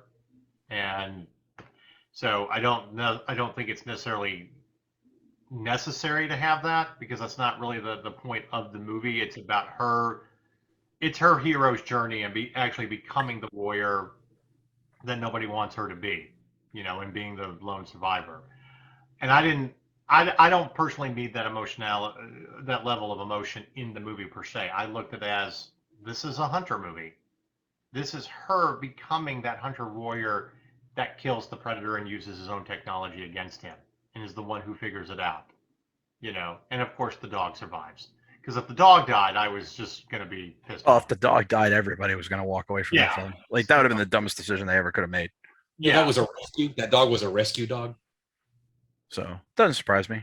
Yeah. So I mean, it's you obviously you can put more in there, more a little bit backstory, and that's kind of one of the things that I said is I wanted to know more about their everyday life, them moving and stuff, kind of like, you know, with maybe a little bit of narration. I mean, I was kind of thinking Dances with Wolves, where he talks about their everyday life and what he's impressed with, and I think that makes that movie, beautiful. But for what it is in a 90-minute like hunter type movie, I thought it was great. Yeah, it's a Predator film. It's a Predator sequel. It's not a Yellowstone season. Right. But, Yeah. Well, Chad, to answer your question though, about what I thought has been the best streaming so far this year, for me, it's still Reacher. Okay. Because finally somebody made a streaming series, television, whatever, or a movie, whatever, that actually is faithful to the books. Yeah. And really portrayed and actually cast a guy that looks like the main character. Yeah. And No. Alan Rich, and yeah, it moves slow in some parts, but so does the book. And it was, had great character development, a great, by the way, a badass woman who didn't have to go, hey, I'm a badass woman, look at me. She was just a badass woman, because lions don't tell you they're lions, they just eat you. So, I really enjoyed that series. It was well written, it was well acted, and the action was brutal. It wasn't flashy. It wasn't, it wasn't big spin kicks like Jean-Claude Van Damme or whatever. It was just, there are 4 of you here. I'm going to break 3 of your hands in the most brutal way possible. Well, there's 4 of us, dude. Well, one of you has to drive to the hospital. Yeah. The scene where he's at the house waiting for the guys to show up and then, kills everybody. And he gets his ass kicked too. Yeah, he was like very John McClane-esque almost. Yeah, he gets beat up a little bit, and you see that, but he overcomes. So, no, I agree with you on that. I mean, if you're looking for like a streaming platform that I have been absolutely impressed with, outside the 2 little oddball things that I mentioned, Paramount Plus, because 1883 was an incredible series, a lot better than I thought it was going to be. I can't wait for more of the stuff that's like, I literally can't wait for 1923 with Harrison Ford and, Helen Mirren. I'm like, fuck yeah. And everybody forgets, like, no, they've acted it together. It's that one Harrison Ford movie that you don't really remember, and it's one of his favorite roles, The Mosquito Coast. Yeah. And, I mean, I'm always pleased with Apple Plus with some of the stuff that they throw out. Blackbird was an incredible 6-episode series, and I encourage everybody to go watch that, because I really liked Salvation, and I've heard excellent things about For All Mankind. I just haven't had a chance to sit down and watch it. The way I still haven't finished my editorial on For All Mankind, but the way they ended this season 3 and where they're going with season 4, and to me, it's very Star Trek-esque in the sense of you're giving us the future that we really want and what we can be. So you look at this alternative reality where we really did push the limits of the space program, where you finally had a female president who is Republican and also comes out gay, just to shock everybody. And, you look at the difference of pilots and why you absolutely need them. I watched that series, and they argue versus, well, we need more science and engineers and the computer can do it all, versus having an actual pilot. And I always go back to The Right Stuff, where, they're interviewing people in the dive bar, and it's the bartender. Well, you have to have a man get up there, and then you have to have a man, maneuver it. And that man is called a pilot. Saying you have test pilots, and it was test pilots that pushed the limits of the space program, so it's that versus automated systems. But it's exactly what I feel like it should have been with pushing the envelope. I'm like, we should be at Mars by now, okay? And it shouldn't be a private company that's going to get us there. I mean, private innovation to help NASA, yes, but we should have a first female president. We should have a gay president and get past all this crap. Obviously, people that are not adult-minded or corrupt, but, that's every president. There's a lot of things we should have and a lot of things we never will, because our system is screwed. I know. But all mankind, and very much like Star Trek, gives us hope for the future. And every time I watch them, I'm like, and see something on the news, and I see something like this, like, can we just get past all the bullshit? Can I finally get to that future? If someone tells me, yes, we want to take you into the future 300 years where, we've cured poverty and disease and blah, blah, blah. I'm like, yes, please take me there. I'll spend whatever years I need to catching up, as long as I don't have to live in this world. But anyway, I think Paramount Plus has done a great job, and which leads me into one of the things I wanted to talk about: Strange New Worlds. We have an article that will be coming out, part of a Star Trek project titled "When Star Trek Gets It Right," and I think for the first time, truly post all of the great, Enterprise, we finally got a series that got it right. Exactly what Star Trek should be. Episodic, great characters, great stories, no ridiculous mirror universe type stuff. I mean, that's kind of what drove me nuts about the first season of Discovery. And then you literally have to introduce all these characters that you're familiar with for season 2 to make that show better. Okay. And as much as I love season 1 of Picard, we've had this debate on a podcast before.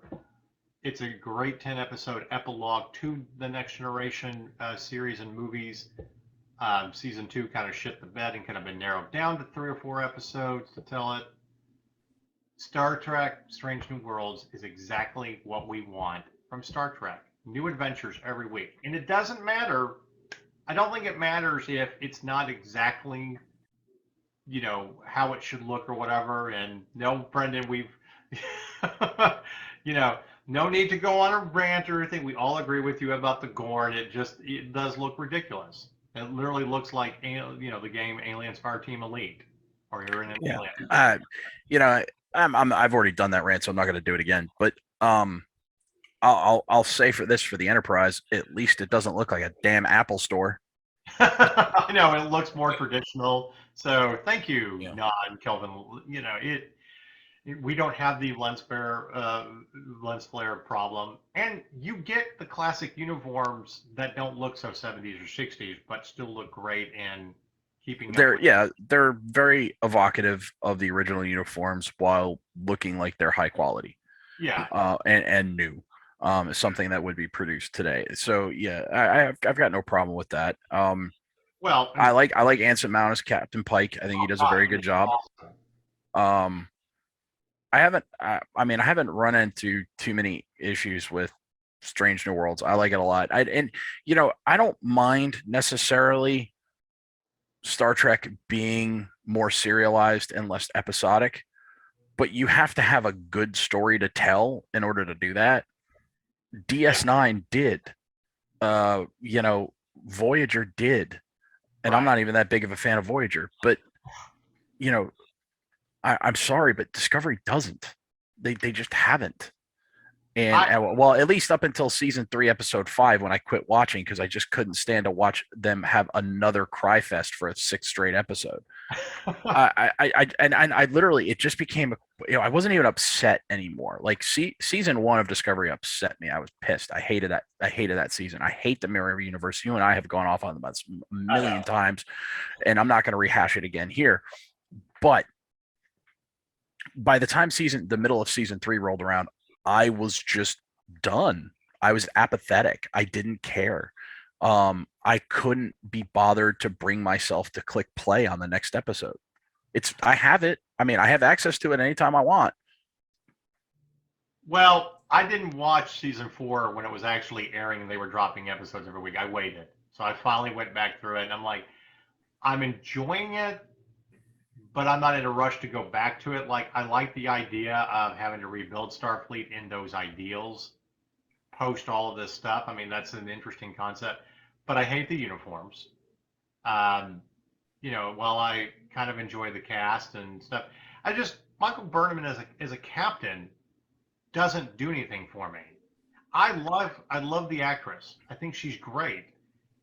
It's just the character's not good. Right. I mean, I get what you've tried to do with it. Here you've taken a woman, a first officer who basically committed mutiny. She's given a second chance to redeem herself and having to earn the trust of everybody. Yes, great story. I just don't think it was dealing with that in a mirror universe where And making her Spock's family was a dumb move. Like, just like make her Spock's friend from the academy or something if you want to clue in Spock. But trying to make her that closely tied to Spock, I just think was a miscalculation. You don't have to have her be an adoptive sister. Yeah. They could have been like her guardian or something like that, and that's how she grew up with it. It just it doesn't. I think they've kind of missed the ideal of Star Trek and everything that we enjoyed from every other series. Also, the new ships of this era. All right, your ship designers are either A, terrible, I just think they look awful, or B, that one ship that has a giant hole in it, Stargate called and they want their Orion ship back. Okay? The Ori ship. Sorry, not Orion, the Ori's, but yeah. I hope that it continues to get better, but I don't think you need to keep extending. Like, I look at Star Trek Discovery as you can do one more season with it to try to get you to a point.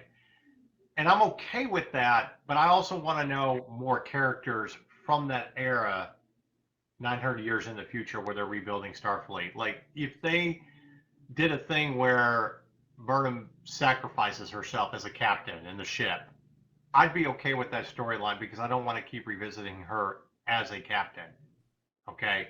I want to see the next Picard or Janeway and all that. But you know what?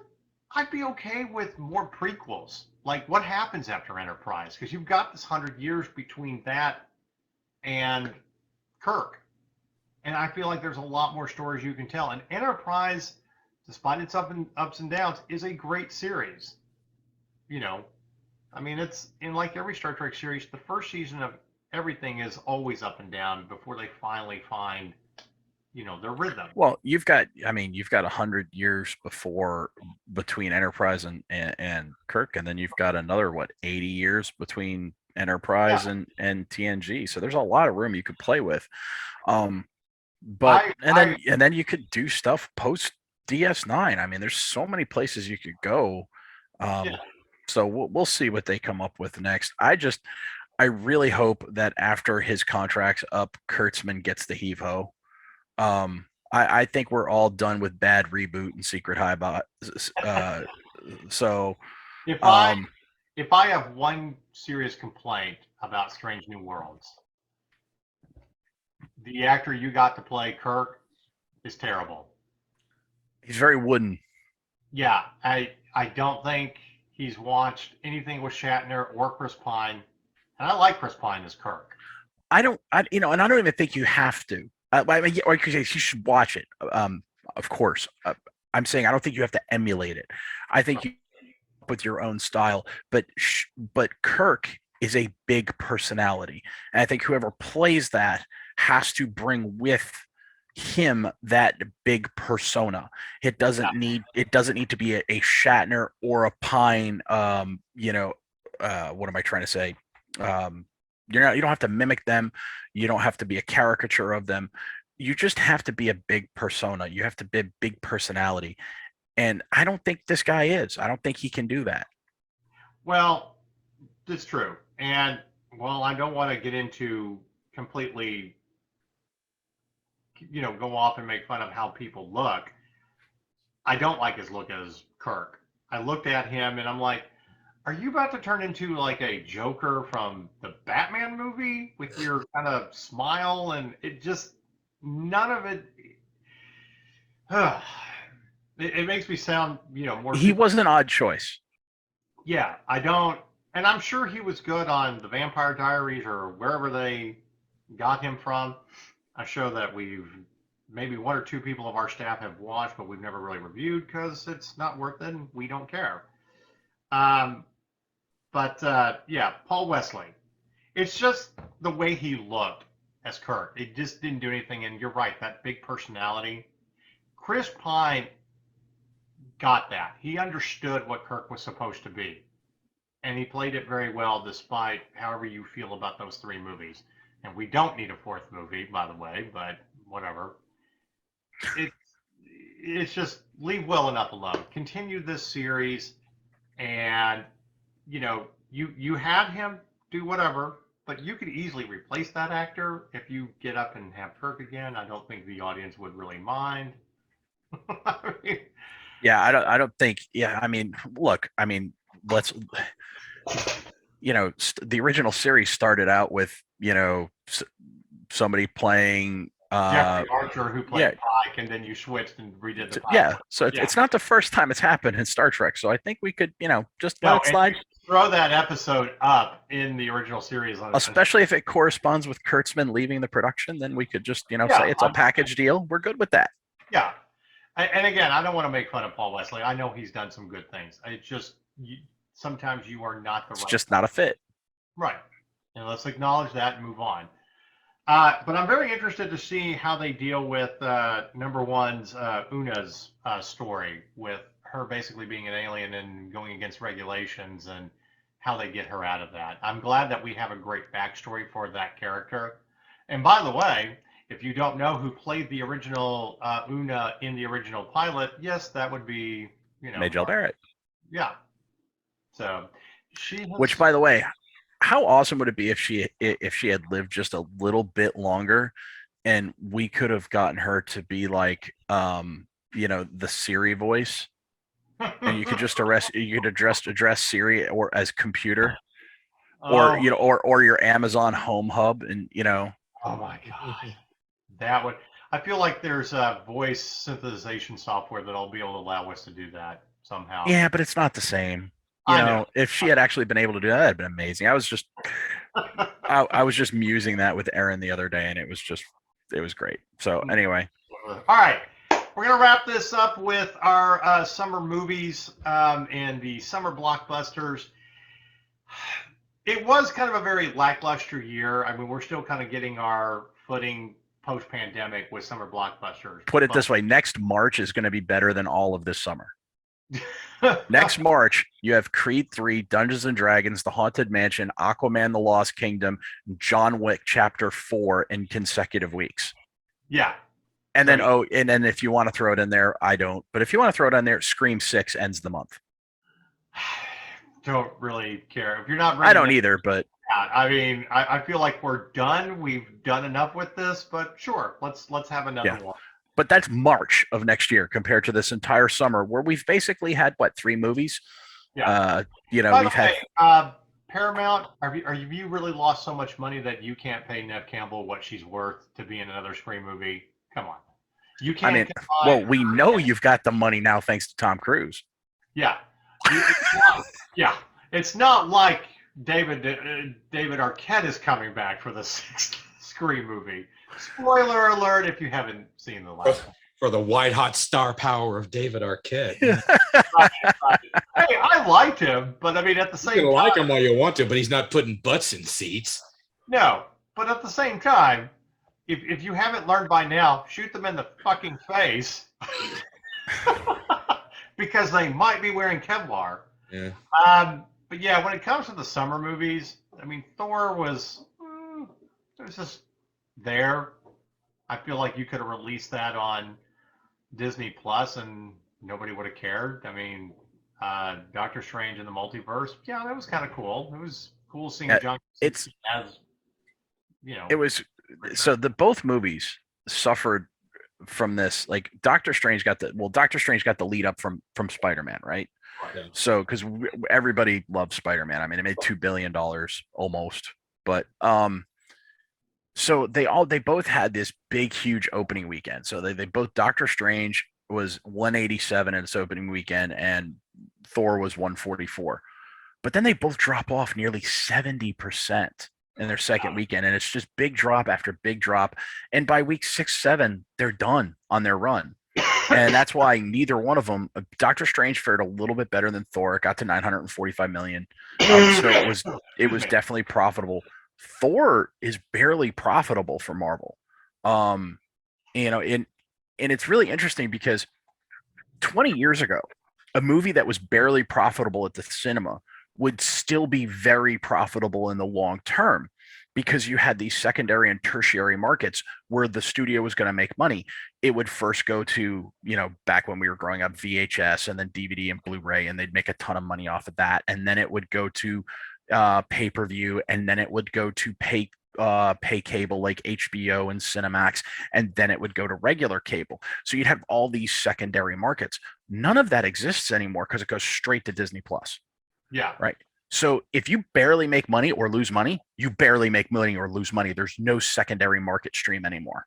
Yeah. And I get relying on your subscription service to cover everything, which, Disney still has more subscribers than anybody, but yeah.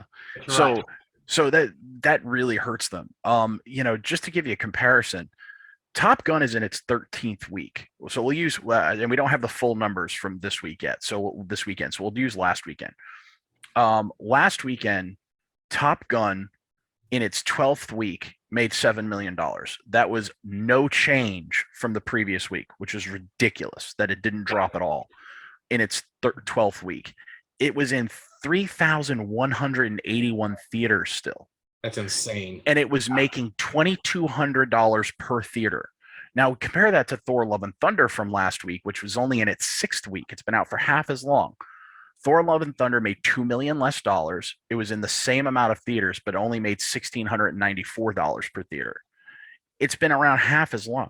The legs on Top Gun and how good that movie is. And honestly, I think probably this week you're going to start seeing a renewed marketing push because I think they're going to try and have one big blowout for Labor Day weekend. They're going to try and bookend the summer, which when was the last time you saw a movie go from Memorial Day to Labor Day and be in the top 5 the entire time? I got to go all the way back to 93. Jurassic is the only thing I can think of off the top of my head. Well, I mean, probably Avatar, maybe. Maybe. Well, wait a minute. Did Endgame really drop off? I can look it up for you right now. Hold on. In 2019, I don't feel like it did. I mean, it's hard to judge a Star Wars movie here lately because they started in December. But I mean, The Force Awakens.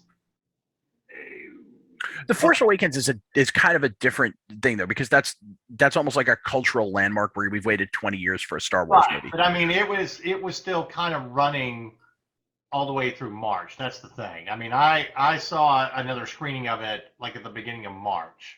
So to give you comparison, Avengers Endgame in its 12th week made $2 million and was only in 1,400 theaters. Okay. Now, what Avengers Endgame did do was in its first 3 weeks were amazing because, I mean, its opening weekend, it made $357 million, which is just stupid. But, and then it made 147 to make 100, even though it's a 60% drop, $150 million in your second weekend is insane. Yeah. So it was very front loaded, but it did extremely well. So it did, let's see, where was it? So it came out April 26th. So it wasn't really Memorial Day, but it did last in the theaters till after Labor Day. Even though it was probably mostly dollar theaters by that point. Basically it really started dropping. It fell below $1 million on week 14. Okay.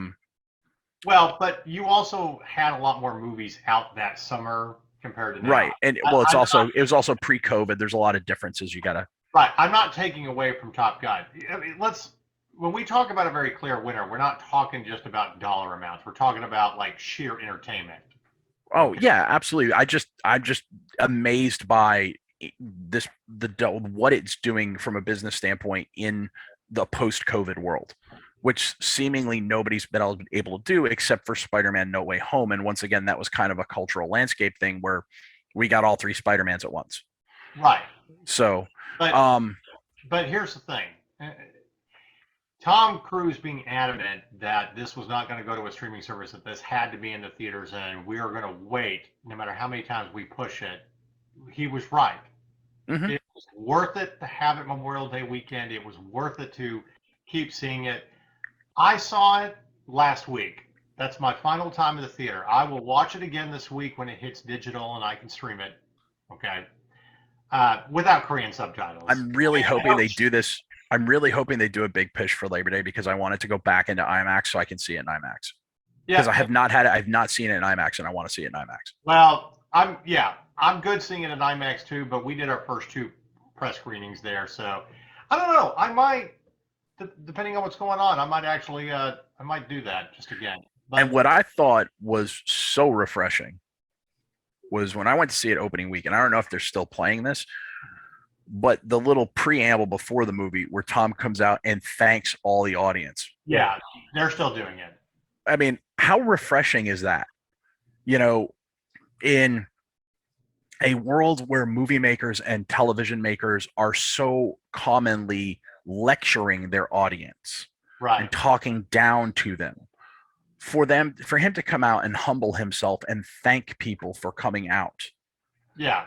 That was I was very impressed by that. I'm going to say this about Tom Cruise. I don't care how crazy he is. I don't care about the Scientology conspiracies or blah, blah, whatever. He knows how to make entertaining movies. He knows that that's what you're there to do. He does his little artistic stuff here and there. And I still love The Last Samurai for what it is and paying homage to the Bushido culture. Well, you know, as Ben Affleck said in Jay and Silent Bob Strike Back, you do the profitable movie, you do the artsy movie. You do the profitable movie, you do the artsy movie, and then you do the movie because your friend said he owes you. Right. You know, and that's why we're getting Clerks 3. But and I love that. Okay, that's great. But even if the Mission Impossible movies are ridiculous, like, okay, so the last one came out, Blue had me, and I gotta, mention her, Blue McRoy. I miss her dearly. She wanted me to take her to go. She's like, no, we're going to see this. I've just got to see how ridiculous it is, and we'll sneak in food. I think we went to North Park to the IMAX, and we actually bought cookies in this thing. But I love Mission Impossible movies because they don't take themselves seriously. Right. It is there. It's in the name. It's impossible. Right, and we're here to show you the impossible. Right. We walked out of that movie kind of laughing, like, of course, no way that would happen. They would be dead. And, Matt Damon tells a great story about one of the stunts that he did. And he goes, I've had this in my mind forever and I want to do this.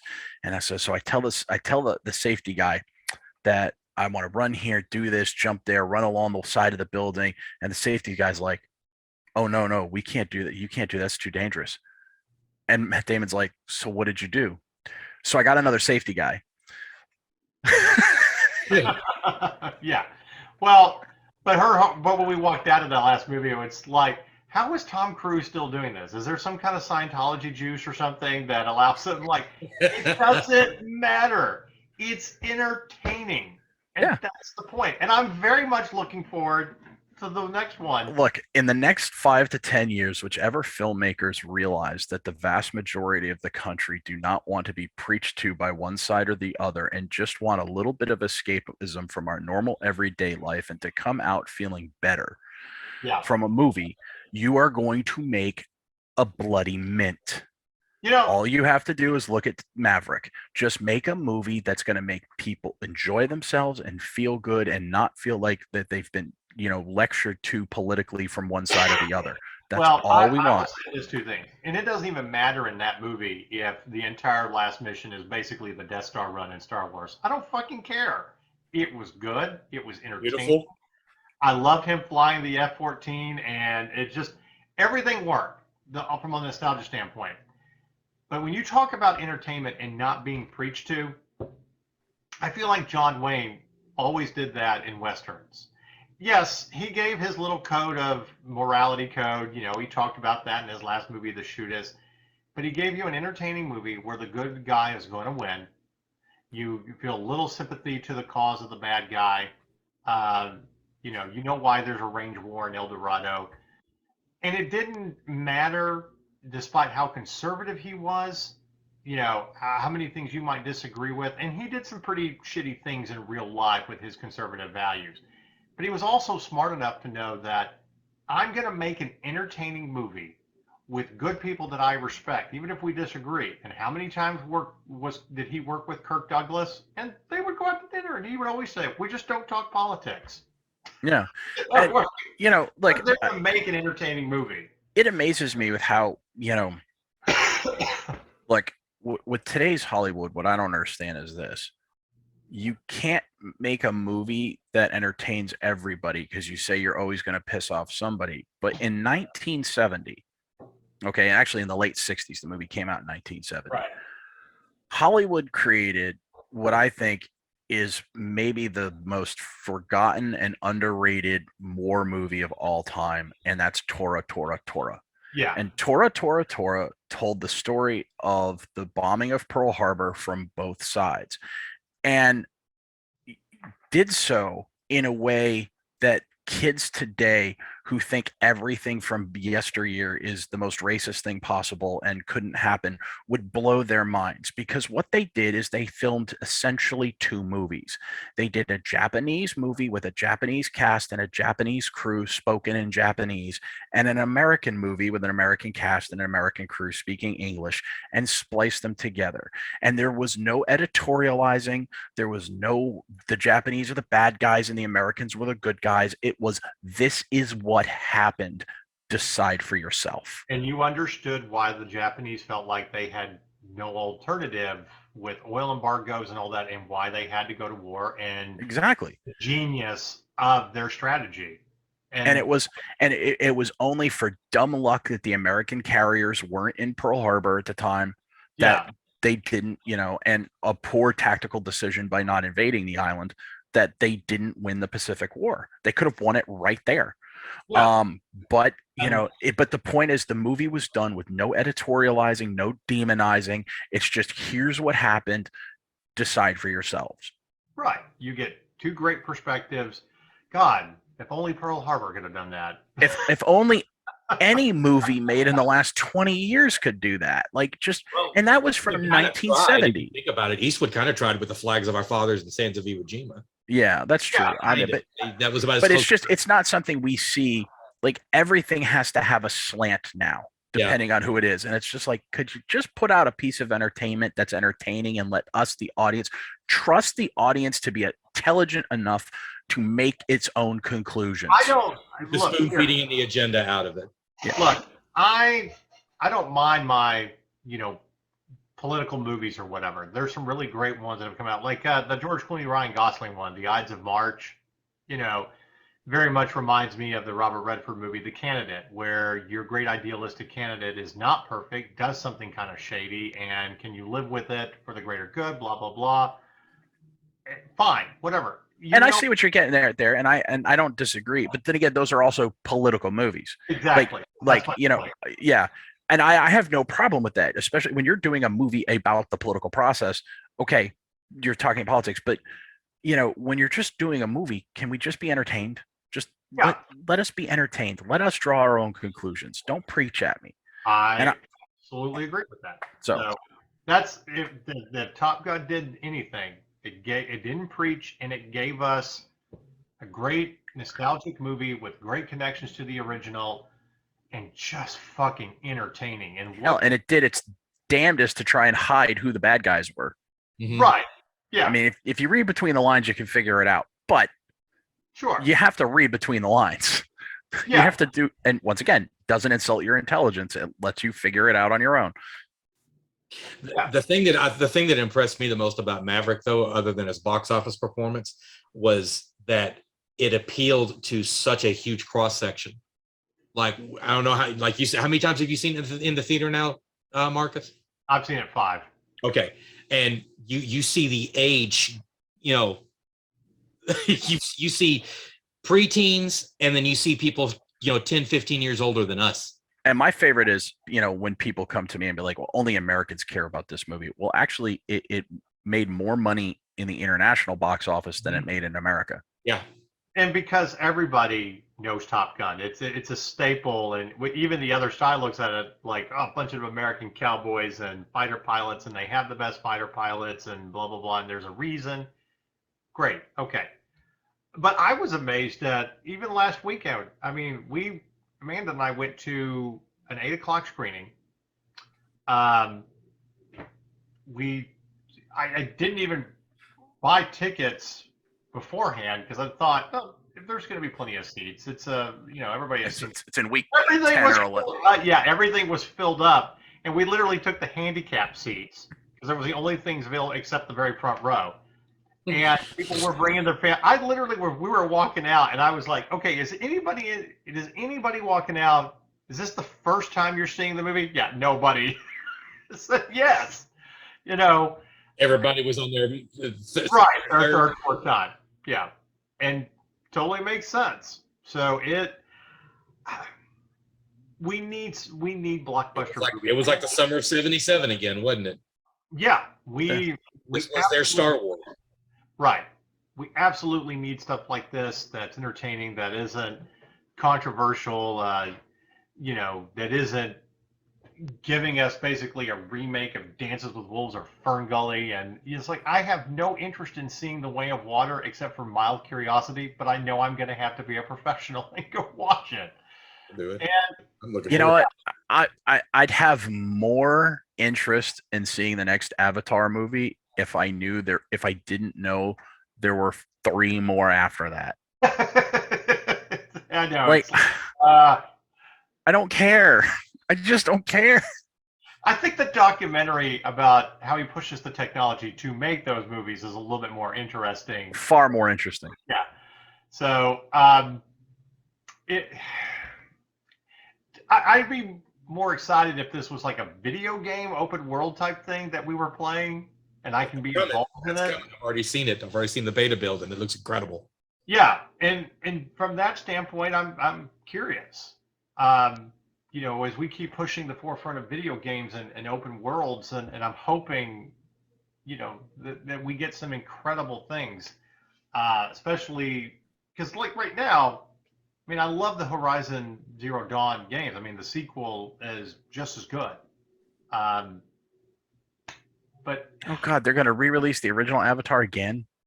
Yep. Oh yeah, you didn't know that? Yeah, I'm looking at what's coming out the rest of the year to see if there's anything that genuinely interests me. No, they're honestly, I think Idris Elba as a genie is the only thing that's really okay. Black Adam's October. Well, they re-released E.T. for the IMAX run last week. Then we've got Rogue One getting re-released in IMAX to help promote Andor, and they're doing Jaws for Labor Day weekend in IMAX for the first time. Why are they doing Jaws for Labor Day weekend? I don't know. I think that would be more of a Memorial Day or 4th of July. You would think, but no. Well, I mean, I know they're going to do the Wrath of Khan re-release on the big screen. Yes, I definitely want to go see that. Actually, I'd really love to see that at the Texas Theater. I think that'd be a great thing to do at the Texas Theater. Yeah, I wanted to go what they did last night, but I missed it. Oh, by the way, I know this is going back to the last thing, but you said Khan and it triggered a memory. I know one of the characters in Strange New Worlds is named Noonien Singh. And there's rumors that they're going to bring Khan into the show. Can we not do that, please? I don't think I agree. I don't think we need to. I think you need to keep with your timeline. Space Seed is such a great episode from the original series. Don't fuck it up. Just leave it alone. And look, we already did a reboot of Khan, and it wasn't good. Oh. And he was and Benedict Cumberbatch was wasted as Khan and should have been Gary Mitchell. And we've gone over this 100 times. Please don't do it. Well, sorry, rant over. The brilliance of that episode of Space Seed, where in the Star Trek timeline, it literally is 15 years after it happened. And it's literally the release of the movie is 15 years after that episode. Is brilliant. You don't fuck up with things. Fuck things like that up. So, yeah. All right. So, yeah, I think we can all pretty much agree. Top Gun Maverick, clear winner of the summer. Best movie. I don't know if it's the best movie of the year. Probably. I mean, I can't imagine what could unseat it. I really can't. It's gonna. Well, as far as enjoyment, yes. I think the only one that competes with it, either from an enjoyment or from a financial standpoint, is Spider-Man: No Way Home. I agree. I mean, Spider-Man: No Way Home, absolutely incredible. But those are definitely. I mean, if you pick one over the other, I'm not going to argue with you too much. I would personally lean towards Top Gun, but I'm biased as hell. Navy veteran, prefer war movies to comic book movies. So there's. I'm like I said, biased to hell. But if you really wanted to make an argument for No Way Home, I'm not going to fight you too hard on it. Excuse me. I'm Just for the just simple fact that I saw Maverick twice in one day. yeah. I can't remember the last time I've done it. I can tell you the exact last time I've done it because I've only ever done it like a couple of times. And the last time I've ever done it is because it was Grumpier Old Men. And it was because me and my friend went to Grumpier Old Men. We had not seen Grumpy Old Men. We were seniors in high school. We were bored out of our mind. And we were like, well, you know what? Maybe this will be good for a laugh. We laughed so hard, we missed half of the jokes in the movie. We turned right back around and went and saw it again. Okay, well, Brendan, you are wrong on that. You don't remember us. We went to a 7:00 show of Guardians of the Galaxy. Loved it so much. We snuck back into another screening. I honestly don't remember that, surprisingly enough. Maybe I've done too much damage to my noggin, but you know. Well, yeah, that's what we enjoyed it because I remember. Okay, so those are the two times. Yeah, Daniel Grant was with us. It was one of the first things that he kind of did, and he actually he got the stuffed animal of Rocket and was walking. Yeah, around. I do remember that. I just don't remember going to see it twice. Oh well. Oh yeah. Whatever. Anyway, take your word for it.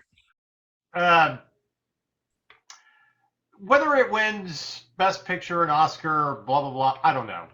It'll win some Oscars, but it's going to be all technical stuff. I don't know. I think it's nominated for Best Picture. I'll be stunned.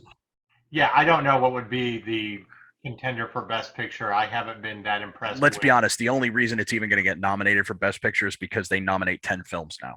Yeah. Right. But when it comes down to our list of the 10 best movies of the year and stuff, when we do that in December, it'll be one or two. Yeah, I think everybody. It all depends on who votes for what. Yeah, how we vote for it. You can pretty much guarantee, like, our favorite movie of the year. You know, Spider-Man: No Way Home. That's what I say. It's going to be one or two. It's going to be one of those two. Unless Wakanda Forever brings the thunder, or Black Panther. I was going to say, or Shazam or Black Adam or one of those movies. It won't be Spider-Man because since it was released in December. It was last December, yeah. Yeah, it was. Oh, was it? Was it all the way back in December? Yeah, it was. Oh, Jesus. Yeah. All right, so it won't be. So yeah, so it'll be Top Gun. Last year. So like I said, we'll see. But in regards to Summer Blockbusters, it's time to get back into making movies like this that we go see more than once in a theater that we can enjoy. Endgame was the last great movie that we did that with before the pandemic. I know we all saw it at least twice in the theater. And I hope that Mission Impossible Dead Reckoning Part 1 will be one of those next year. And, we'll get some good stuff. So, but for this year, Top Gun's a clear winner. You made our summers great. And that's exactly what going to the theater is all about. Mm-hmm. So, now. And you know what? I'm going to say Tom Cruise. I'm going to call it right now. Tom Cruise has an excellent chance of ruling next summer, too. Because Transformers Rise of the Beasts, that's another Obi-Wan Kenobi. The Flash comes out in June. Indiana Jones 5, we'll see. I don't have a lot of faith in that, but we'll see. About that. Mission Impossible Dead Reckoning Part 1 in July. I don't know who's doing this Teenage Mutant Ninja Turtles. I'll have to look into that. So yeah, Gran Turismo, they're doing the movie off of the video game, off of a car. Like, Need for Speed sucked, folks. We don't need to do this again. Actually, I didn't mind the Need for Speed movie. I mean, it wasn't very good, but it was kind of entertaining, and I liked Michael Keaton doing the podcast narration. I will go see the Equalizer 3 next Labor Day weekend, though, because it's the only thing Denzel's ever done a sequel to, and I actually like the second one more than the first one. So.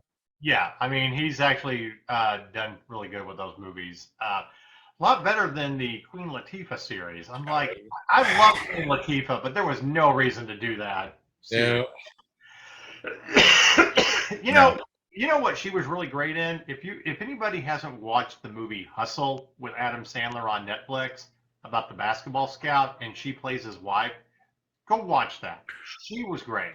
Yeah, another good thing she was in, and I mentioned the film earlier, but she was with Luis Guzman. She was opposite Denzel and Angelina Jolie in The Bone Collector. She played Denzel's nurse, and she was actually exceptionally good in that. Yeah. I'm actually going to go watch that movie. That movie was great.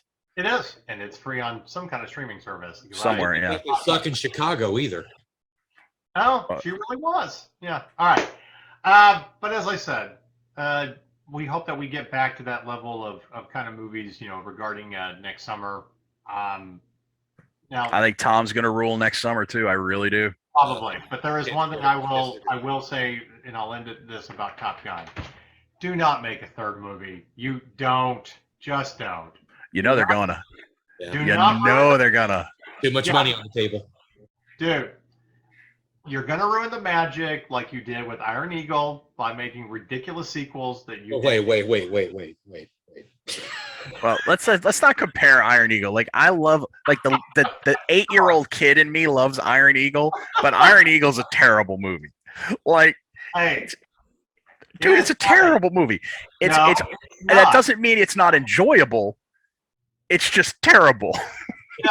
No, it is not. And it's propped up by an awesome soundtrack. And we know how The soundtrack is great. The acting is, outside of Louis Gossett Jr., the acting is terrible. The script is ridiculous. But it's so much fun to watch. You know what's funny though about that movie? It's like you go back to watch it now, and you feel like you're either watching the Goonies or the Stranger Things kids putting together the mission and hacking the. Yes.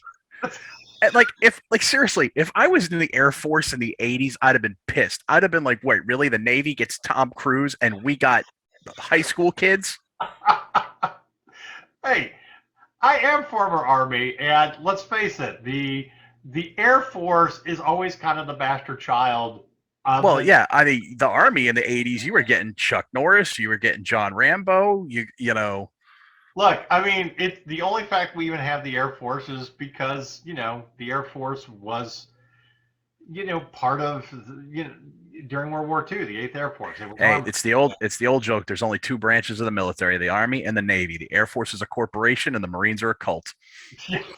Pretty much. So, all right. Well, we'll see. I just broke Chad. Holy shit. Wow. With that note, and on that bombshell. On that bombshell. Maybe seeing Top Gun one more time in the theaters is totally worth it and stuff. But I know I'll be watching it on digital on Tuesday as I'm working late. So, all right. Thanks for listening. We'll be back throughout the fall as we are realigning our schedule with our podcast. And we do apologize to our audience. For time constraints, we cannot do this live anymore. So it will be pre-recorded with more content that we'll be bringing to you. But you can always find our latest episode on Saturday mornings. So there you go. All right, everybody. Say goodbye. Goodbye, everybody.